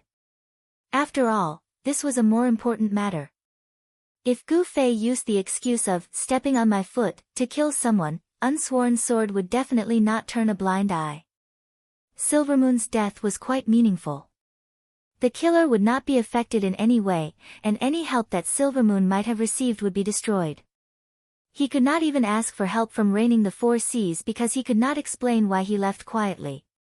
This was because he wanted to use the few hundred people of Reigning the Four Seas to resist the 4,000 people of the 10 Guilds Alliance, and then use the opportunity to escape. Next, it would be a battle of patience between Yun Jongmu and Silvermoon. This was clearly not within the scope of Han family young master's concern. They followed the team and continued to move forward. At the same time, they sent a congratulatory message to Yun Jongmu, waiting for the good news of you killing someone. In the end, at 22:37 at night, an hour had passed since they had killed Silvermoon and sent her back. Cloud Twilight only sent a message with a frown on his face. That bitch, he only sat in the resurrection point for an hour. Fuck him, his grandson knows that we're definitely going to stop him, so he's going to waste time with us. You guys have more people, so don't be afraid. Take your time. Good luck. Child Elite Group collectively called back to express their condolences. At this time, the advance of Cloud City's team also came to a halt. At this time, there was a boundless forest in front of them. Unsworn Sword took out the map given by the system and studied it repeatedly. Finally, he announced, Forest Shade City is in this forest. No way. There's no road. Everyone was confused. There should be. I've never heard that there's no road here. After Unsworn Sword and the others arrived at Whitestone City, they received a notification that the next step was to go to Forest Shade City. Of course, they also learned about Forest Shade City immediately. It was a fact that the city was surrounded by the forest, but they did not hear that there was not even a road leading from the forest to the main city. Remember the Black Dragon Mountain Range? Reflected Years said. Why? There were originally no ditches there, but because of our mission, there were so many ditches on the road. You mean, there was originally a road here, but because of our mission, the road is temporarily gone. Yeah. Fuck, the system only knows how to do these things to waste time. Everyone enter the forest. Fuck, there are coordinates, are you afraid of getting lost? Unsworn Sword ordered. In fact, they had no choice but to enter. If they did not find Forest Shade City, would they have to spend more than 3 hours walking back to Whitestone City and offline?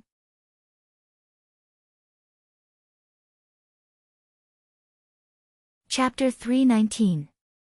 The Cloud City players rearranged their formation and stepped into the forest. Unsworn Sword continued to walk at the front, holding the guide map given by the quest, counting the coordinates as he moved forward. However, after a few steps, he was stunned. He looked at the current coordinates, then looked at the Forest Shade City's coordinates on the map. Unsworn Sword hurriedly ran out of the forest, looked at the current coordinates, ran back in, looked at the coordinates again, and finally said in surprise, "This forest is a Type 2 map." The players who heard the news were stunned, and immediately began to pay attention to the coordinates. After Unsworn Sword ran back and forth in the forest, the news of a Type 2 map instantly spread among the players. Type 2 map. Gu Fei was unfamiliar with this new term. It's a map with its own independent coordinates. Brother Yu explained, but felt that it was not clear enough, so he simply gave an example. For example, a cave or a house is a Type 2 map with its own coordinates. Will the coordinates change in a house?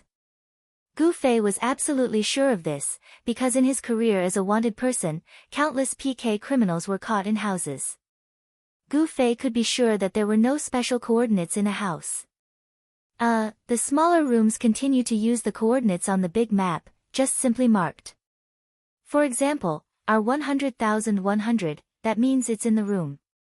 If it's 100,100, that means it's on the roof. Didn't you notice? Brother Yu said. Oh. Gu Fei immediately understood. But the forest is actually a Type 2 map, what kind of design is this? Brother Yu muttered. In fact, Type 2 maps were not scary, but it was a measure to make it easier for the players to identify the map coordinates. But the problem was that the Forest Shade City in Unsworn Swordsman's guidance map was marked with the coordinates of a Type 1 map, which was what players usually called a Terra map. But the moment they entered the forest, the coordinates were shown with the coordinates of a Type 2 map. Everyone suspected that the system was deliberately making things difficult for them. Some quests didn't have any combat or intelligence difficulty, but because of the long journey or the long and tedious steps, players would waste a lot of time. This was a common trick in online games. Obviously, at this time, the Cloud City players attributed the current situation to this. Everyone was complaining, and some even suspected that the forest was temporarily changed to a second-tier map because of this mission, just like the mountain road in the Black Dragon Mountain Range. Stop arguing, everyone. At this time, everyone had retreated back to the outside of the forest, cursing and swearing. Unsworn Sword had no choice but to stand out and take charge of the situation. Shouting was only effective to the dozens of people in front of him. However, these dozens of people turned around and shouted to the people behind them. 1 spread to 10, 10 spread to 100, and in an instant, it became a well-known piece of information. The edge of the forest quietened down. Everyone already knows what the situation is now. Let me ask, is there any friend in Forest Shade City? Unsworn Sword shouted. If he wanted to save time, he obviously needed a guide. The players whispered among themselves, but no one answered. The only comment that was slightly closer was, "Oh, there used to be, but they left later." This surprised Unsworn Sword. He did not expect that among the thousands of players, none of them had friends in Forest Shade City. Is there anyone? Is there anyone? There will be a great reward. Unsworn Sword did not give up. He originally wanted to play the friendship card, but now it became a reward. As the saying goes, there will be brave men under a great reward. At this time, Unsworn Sword did not ask for brave men. He only wanted a local. As a result, at a glance, he saw a pile of shaking heads. Unsworn Sword looked at Wind Star and Reflection of Time in a daze. The two obviously did not expect such a situation. In this case, Unsworn Sword continued, we can only rely on ourselves to find it. Does everyone want to go in and look for it now, or go back to Whitestone City to rest first and ask around? Look for it now. Everyone shouted. This was nonsense. It would take more than 3 hours to go back to Whitestone City, and it would take more than 3 hours to come back tomorrow. People who were not sick would choose to go back first and come back tomorrow. That's good. Let's first lock the coordinates of Forest Shade City outside the forest, then go in a straight line. We will definitely find it.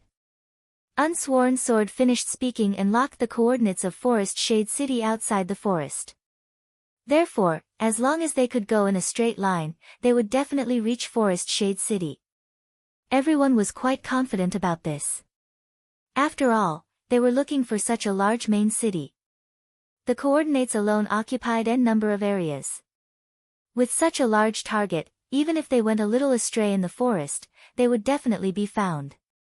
Once they thought of this, everyone stopped their previous condemnation of the forest map and valiantly entered the forest again. The rare forest with a second map was indeed extraordinary.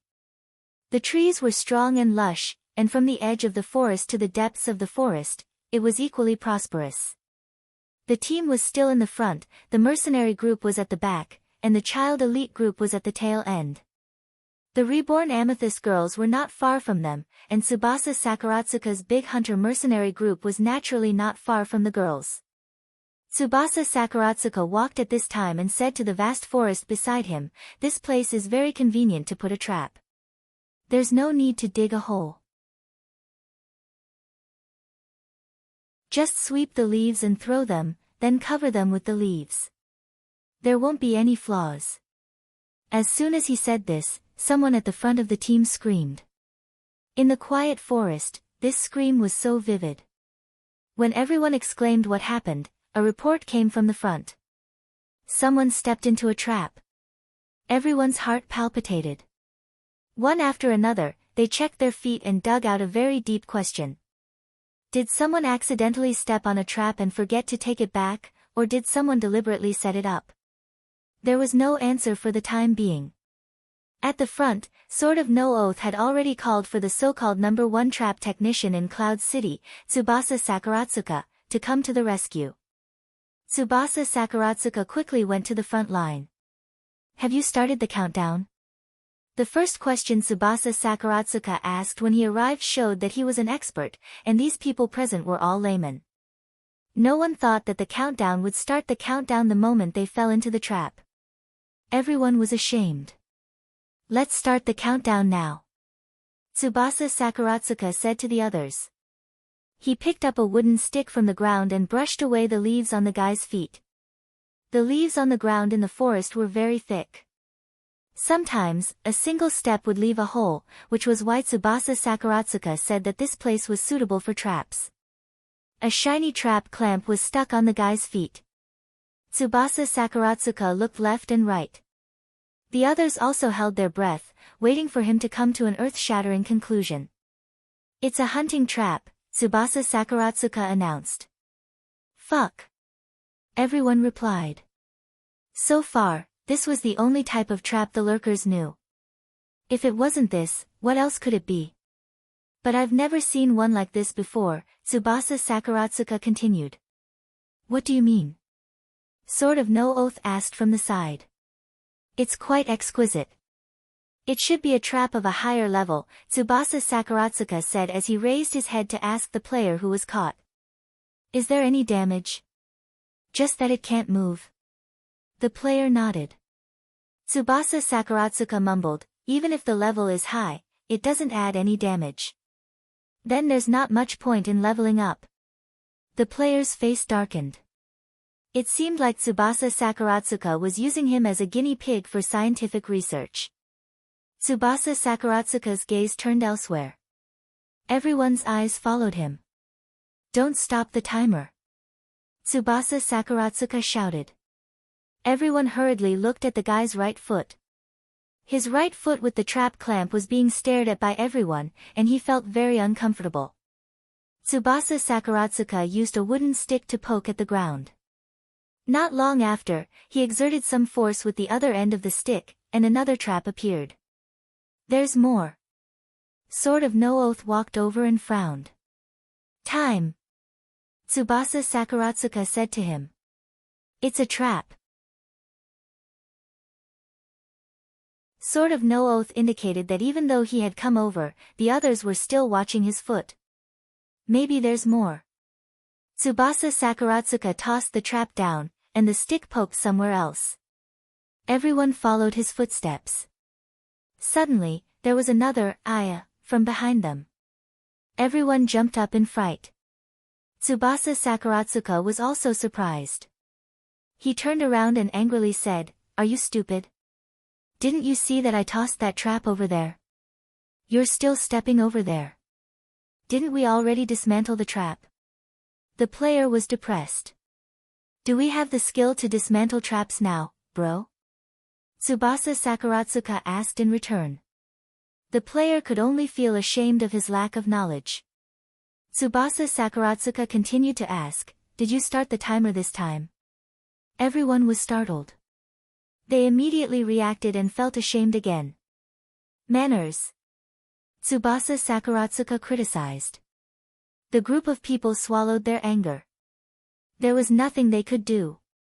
There weren't many trap players to begin with, and there were even fewer skilled ones. Tsubasa Sakuratsuka was known as the #1 trap technician in Cloud City, but no one knew who was number 2. It felt like no one could compete with him for the #1 position. The other high-level archers had all changed classes to marksmen. Sakurazuka Tsuzum poked and poked, and in a short while, he picked out another trap. His gaze became deep. It can't be such a coincidence that all 3 of them forgot about the traps here. This was purposely set up. Perhaps it was targeted at us. Who is it? Is it a player or an NPC? Reflection of Years asked. I'm done. The first person who fell into the trap had already escaped 1 minute and 1 second. Without waiting for Tsubasa Sakuratsuka to ask, the timer had already reported the time. Including the time I forgot before, it's at least 1 minute and 10 seconds. Quite impressive. Tsubasa Sakuratsuka exclaimed. Also, it should be a player. If it was an NPC, wouldn't it have shown up already? Tsubasa Sakuratsuka looked around.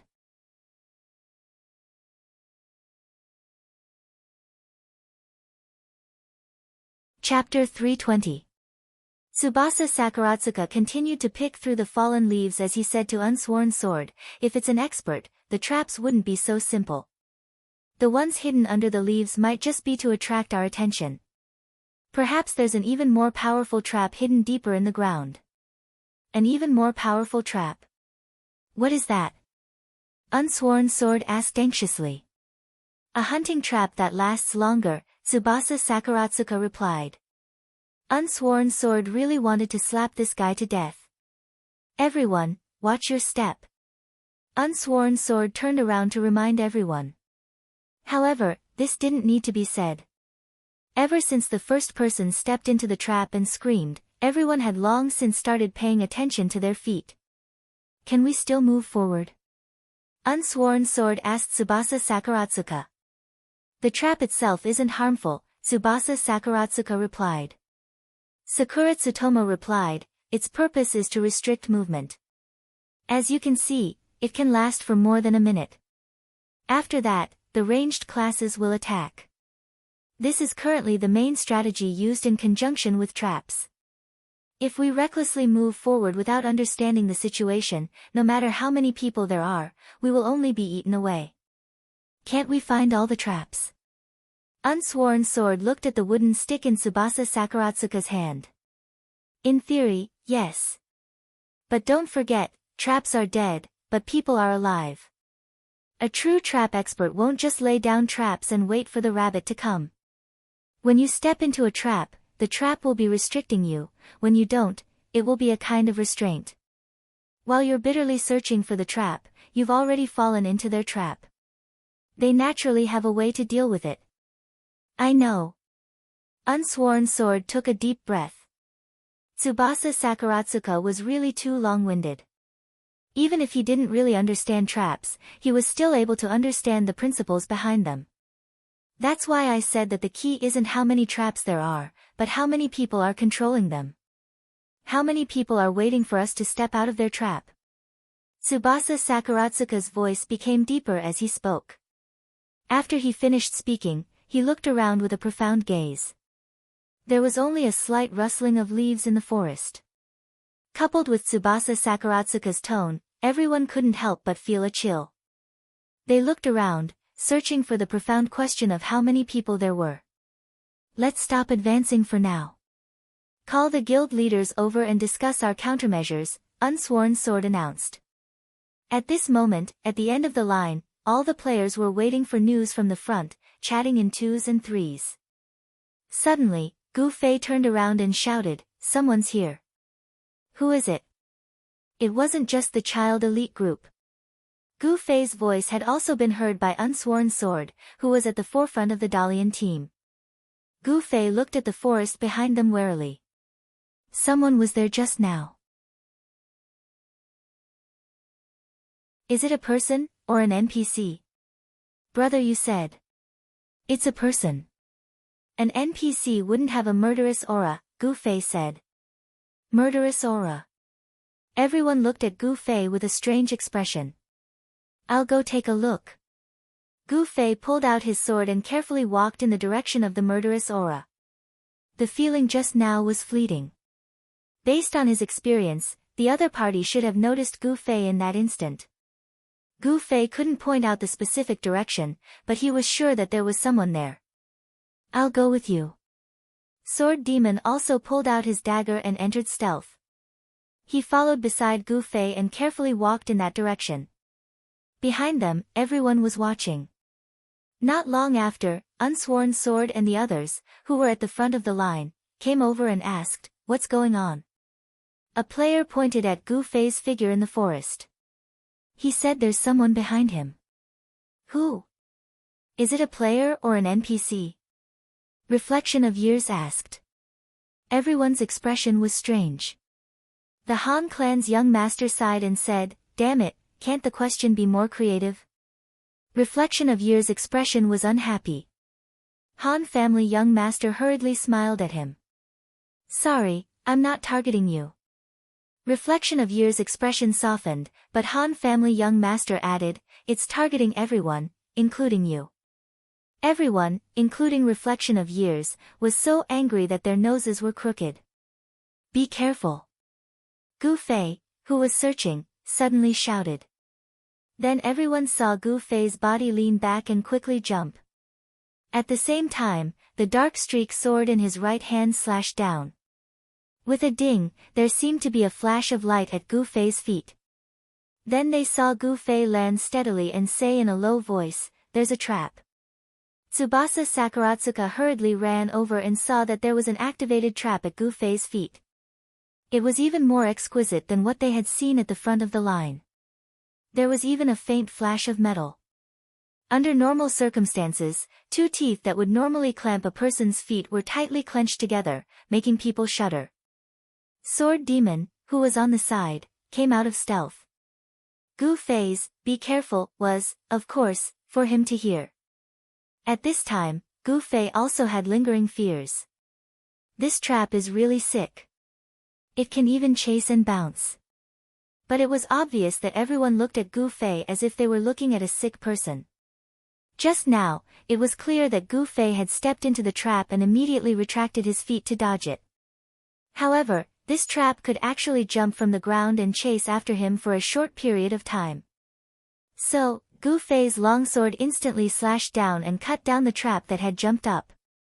It was obvious who was the sick one here. Brother Zue, you're too ridiculous. You can even dodge that. Even Tsubasa Sakuratsuka was not in the mood to study his favorite trap for a moment. Gu Fei didn't answer him. He continued to look into the depths of the forest and said, I'm afraid there are more. At this time, Unsworn Sword and the others had already come over.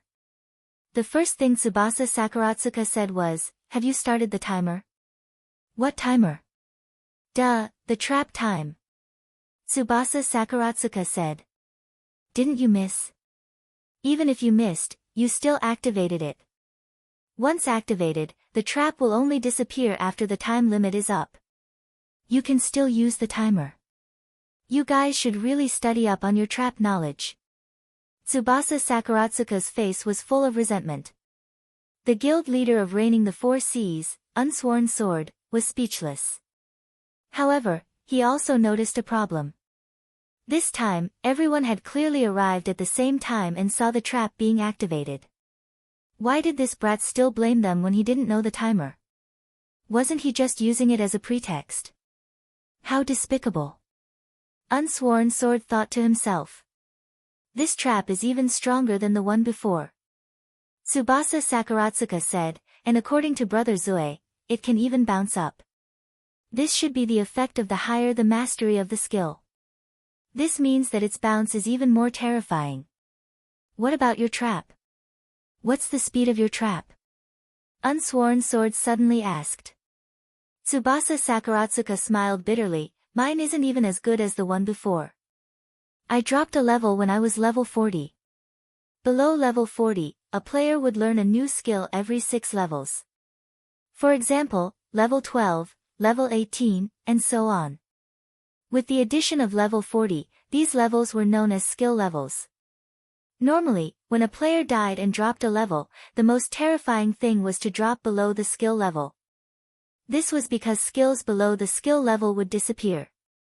When a player reached the skill level, they would have to learn the skill again and practice it again. Dropping skill level was a more terrifying threat to the players than dropping a level. It seems that we've been surrounded.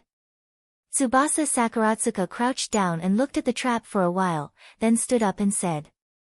This was a conclusion that anyone with a brain would have already reached. The place that Gu Fei had gone to was the place that the 1,000 of them had just walked past.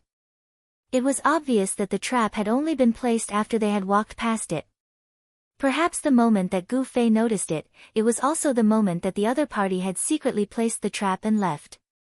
There was no doubt that this trap was definitely targeted at them. Is it a player or an NPC? Is it a player or an NPC? Reflection of Years was still struggling with this question. It's a player.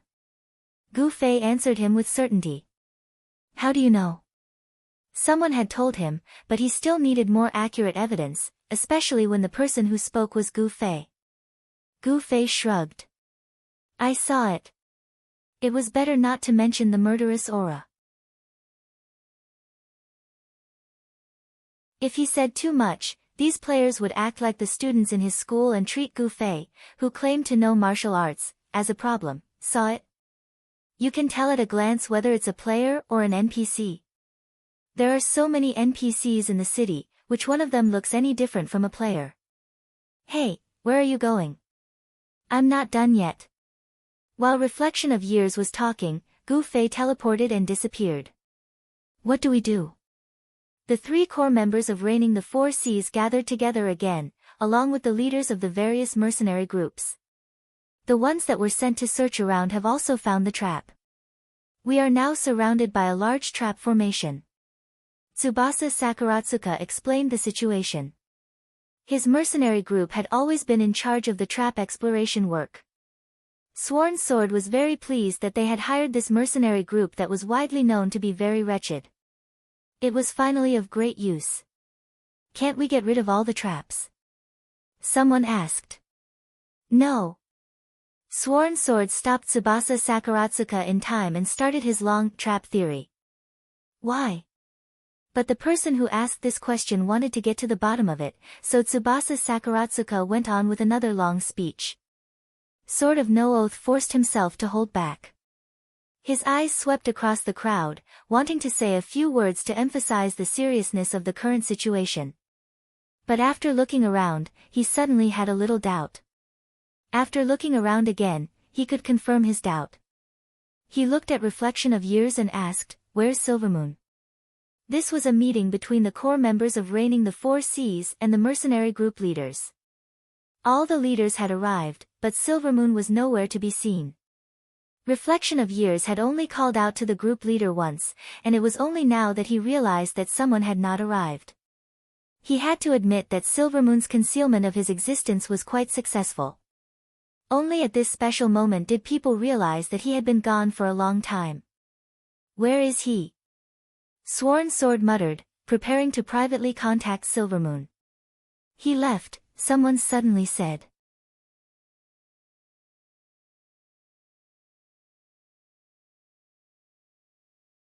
Chapter 321.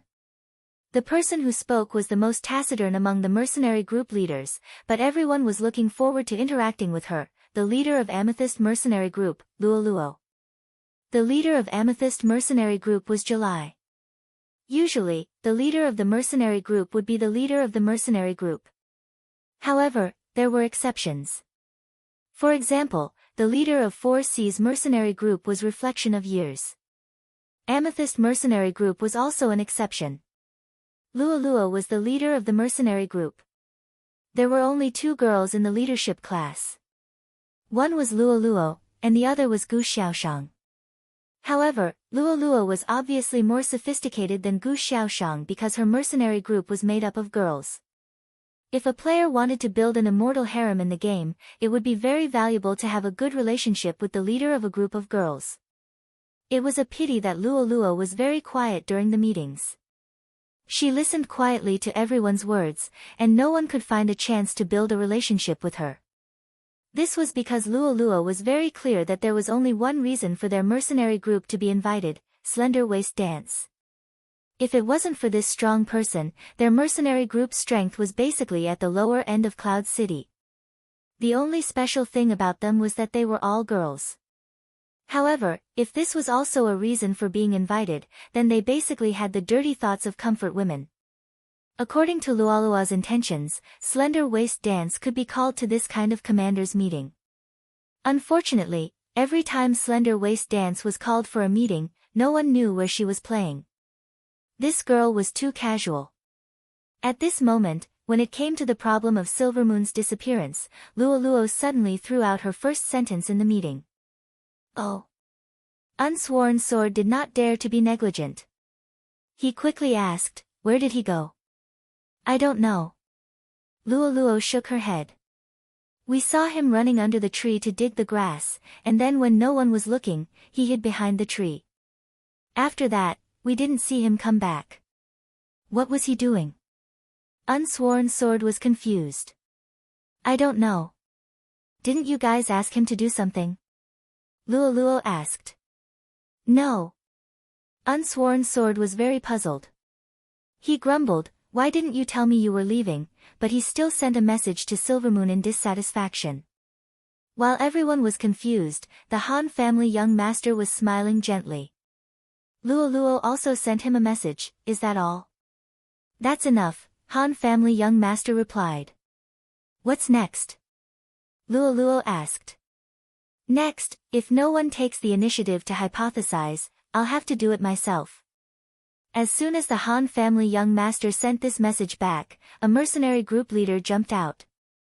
Could it be that Silvermoon is behind all this? Silvermoon said that he died in Whitestone City. Unsworn Sword frowned. It had been a long time since Silvermoon had died. While he was sitting in meditation with Cloud Twilight and the others, he had already come up with a script for how to deal with the brothers he had abandoned and how to use them to dominate the world.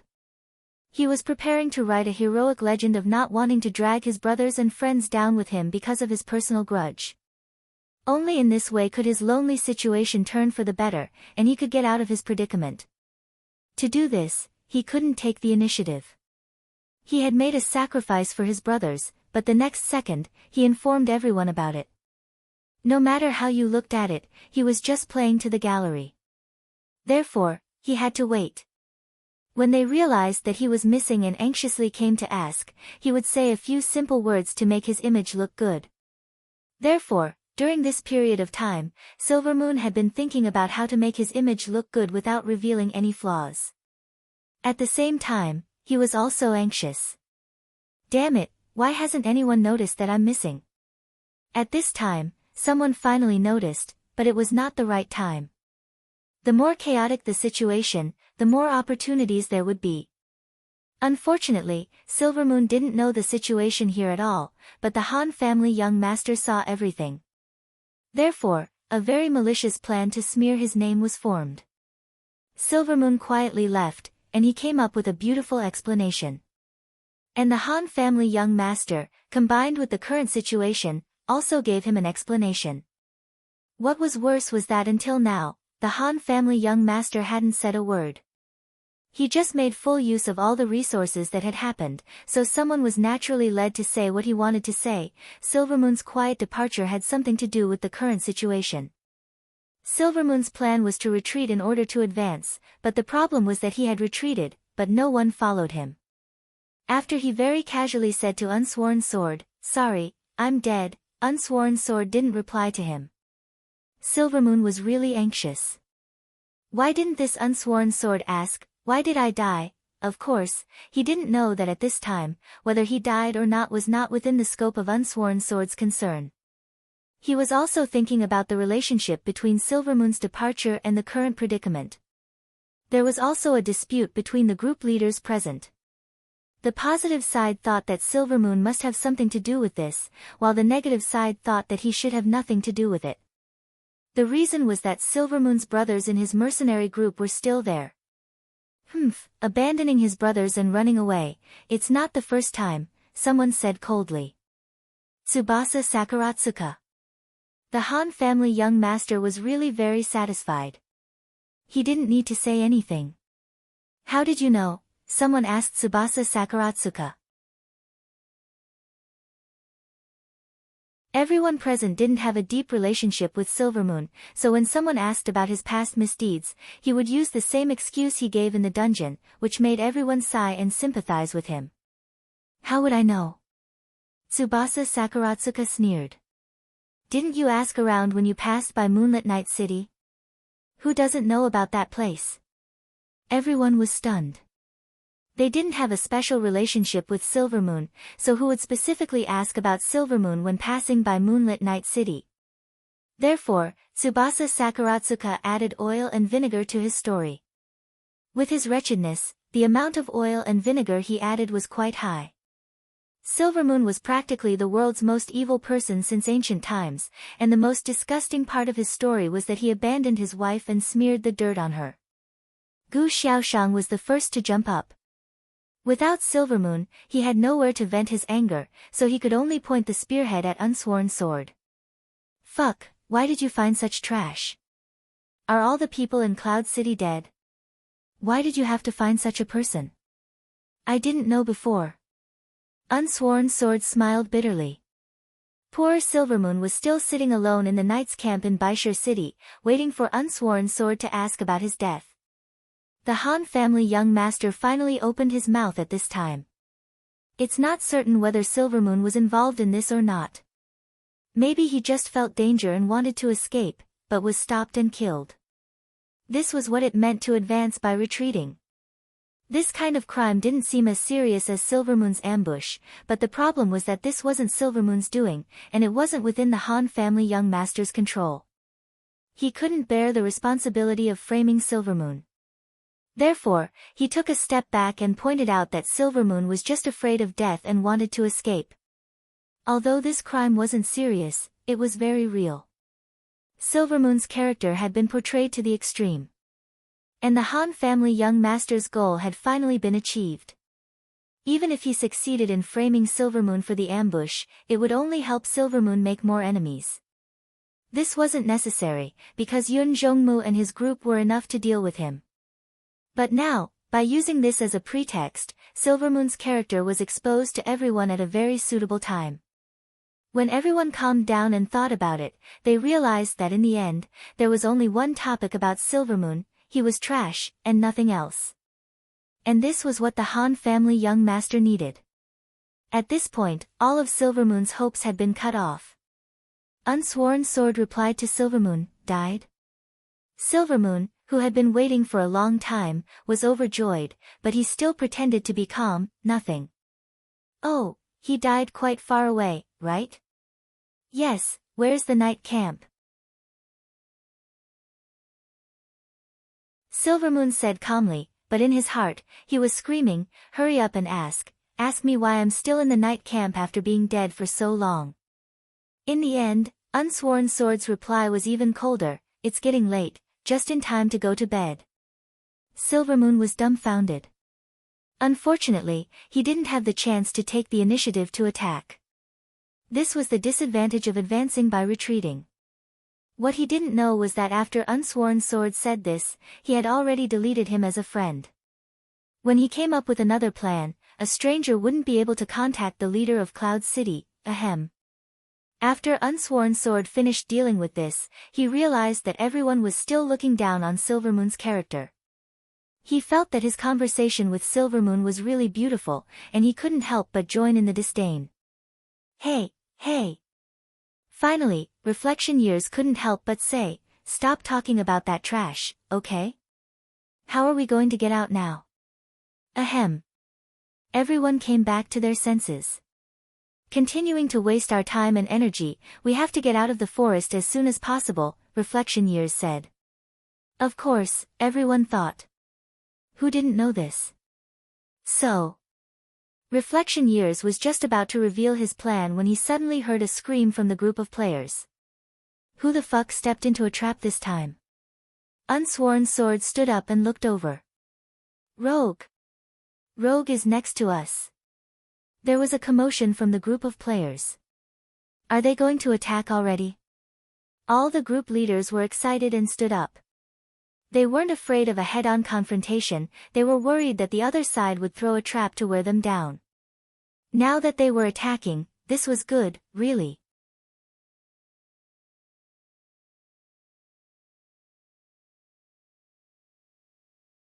Chapter 322. All the regiment commanders stood up from where they were sitting and returned to their teams with heroic postures. On the way back, they had already pulled out their weapons and shouted for their members to quickly gather around them to defend against the enemy. But when they returned to their teams, they only saw chaos in the crowd but no enemies. Where are they? Where are they? The group leaders rushed to ask their subordinates. They suddenly appeared, killed 2 people, and ran away. Someone described. Why didn't we chase? The group leaders asked. We chased them. Everyone pointed in a certain direction. There, 3 players were alone in the bushes under a tree. Of course, they weren't posing there. They were trapped in a trap and couldn't move. However, the trap was nothing more than a harmless hunting trap. The expressions on the trio's faces were extremely exaggerated because the ground beneath their feet was still emitting sparks. 1,000-layered flames of the cinder tree. The group leaders, who were all experts, immediately recognized it. What happened? One of the group leaders asked. 4 thieves suddenly appeared, killed the 2 players in the outer circle, and immediately ran away. Everyone was in a hurry to chase them and accidentally fell into the trap. Then, we saw the mage's flames ignite. There were 8 people who chased after them, but now only 3 are left. The group leaders understood. No wonder the 3 who were standing there were all warriors. They survived because they had higher health. The other 5 who were sacrificed were probably classes with low health. At this time, the priest was maintaining his distance and healing the 3 warriors. The 3 of them were also nervously looking around, afraid that the flames would rise again. In the end, the enemy didn't attack or show up. They let the traps under the three warriors' feet expire and hurriedly returned to their teams. The forest returned to peace. The enemy had launched a wave of attacks in a short period of time, taking away the levels of 7 players from Cloud City. 4 of the 7 were members of Reigning the Four Seas. They had already returned to the faraway Cloud City and quit this mission. The other 3 mercenary group members had also returned to Whitestone City. It would take at least 3 hours for them to rush here. Everyone, be careful around you. Unsworn Sword shouted. Everyone waved their weapons in the air to see if there were any thieves approaching them. There were even mages who started a carpet bombing around them. After confirming that there were no more thieves, everyone heaved a sigh of relief. Just because there wasn't one now didn't mean there wouldn't be one in the future. No matter how many people there were, they couldn't do anything about a thief's stealth. They couldn't just let the mages keep bombarding them with spells, right? Unsworn Sword gritted his teeth so hard that they were about to shatter. He said to Time's Reflection, "Find Qianli and get drunk." Currently, only this one was known to be able to perform anti-stealth. Gu Fei came forward again, Sword of No Oath's expression was one of respect. "Brother Qianli, I'll have to rely on you this time." Of course, Gu Fei knew what they wanted him to do. However, his methods had many limitations. At this moment, he sighed at Unsworn Sword and said, "Guild leader Unsworn, I can only guard one direction at most. It's impossible for me to take care of everything." "Why?" Unsworn Sword asked. "My brother Zui knows Kung Fu, and he plays with killing intent." Fireball, who happened to be in the group, said smugly. "Who's causing trouble? Drag him away." Unsworn Sword called for 2 warriors to throw Fireball away. Seeing that no one believed him, Gu Fei racked his brain and changed the concept of an explanation. This is a passive skill. It will only react when the other party notices me. Let's take this for example. I'm standing in the middle of the crowd. If there are thieves in stealth outside, they won't be able to see me, and I won't know of their existence. Do you guys understand what I'm saying?" "Oh." Everyone sighed. "Humph, you brat. You're revealing your secret so easily." Time's Reflection thought to himself. He had even started to think about how to get rid of a person without paying attention to him. This seemed like a challenge. Time's Reflection pondered. If that's the case, as long as Brother Qianli occupies a higher position than us, won't he be noticed by people outside the circle? Unsworn Sword suddenly said. As expected of the leader of the number 1 guild in Cloud City. His level of intelligence was quite high. Gu Fei smiled bitterly and shook his head. "Leader Unsworn, are you trying to make a circle with me as the center?" "Sorry, my skills range isn't that big.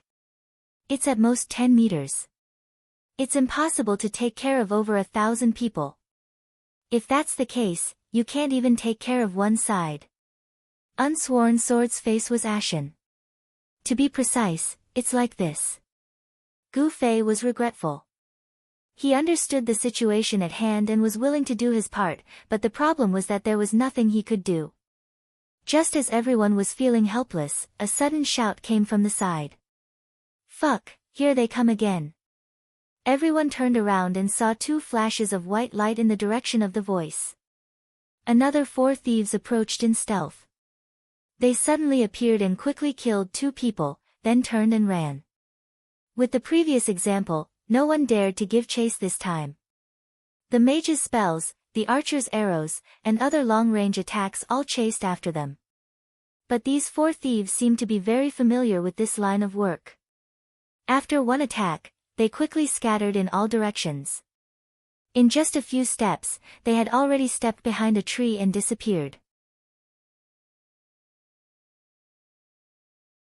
At this point, the mages and archers who were ready to attack had just gotten into position. They hadn't remembered their chant yet, and hadn't even drawn their arrows yet. Fuck.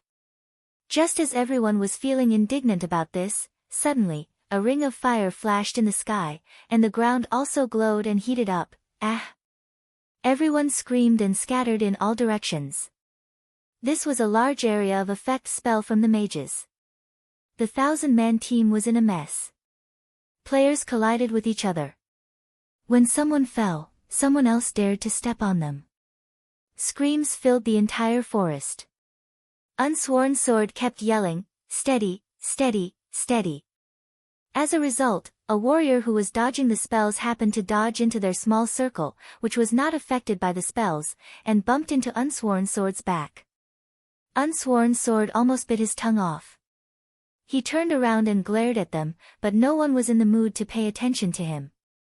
They all looked at the situation in front of them in horror. The spells had already been activated, and there was a sea of fire all around. Some were directly killed by the spell attack, while others were heavily injured by their own people in the chaos. Wasn't that right? In order to avoid the sudden attack, many warriors used charge to dodge. This skill wasn't just used to attack. It was also used by warriors when they were dodging or running at high speed. But in the current chaotic situation, there was no guarantee that a charge would just happen to hit someone's butt. Some were directly pushed into the sea of fire, some were knocked into the depths of the forest and never came back. Most of them entered a stunned state and fell to the ground without any reaction. Many people suddenly felt pain in their feet while running, and they could no longer move. Seeing that they had fallen into a trap, they were all dumbfounded. Why is there a trap here too? Everyone didn't forget that the trap surrounded them while they were dodging, and in the end, some people still stepped into them. The child elite group had always been at the bottom of the team, so they were also in the periphery when they formed a team. And the sudden spell attack just now mainly touched the periphery, and their position was also rewarded by the spell attack. With the experience and skills of these elite fighters, it was not too difficult for them to dodge the attack.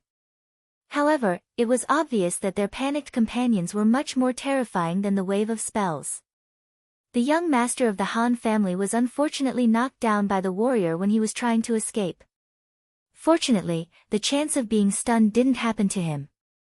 Relying on his exquisite priest skills, he sat on the ground and endured the fire attack from the sky and the ground.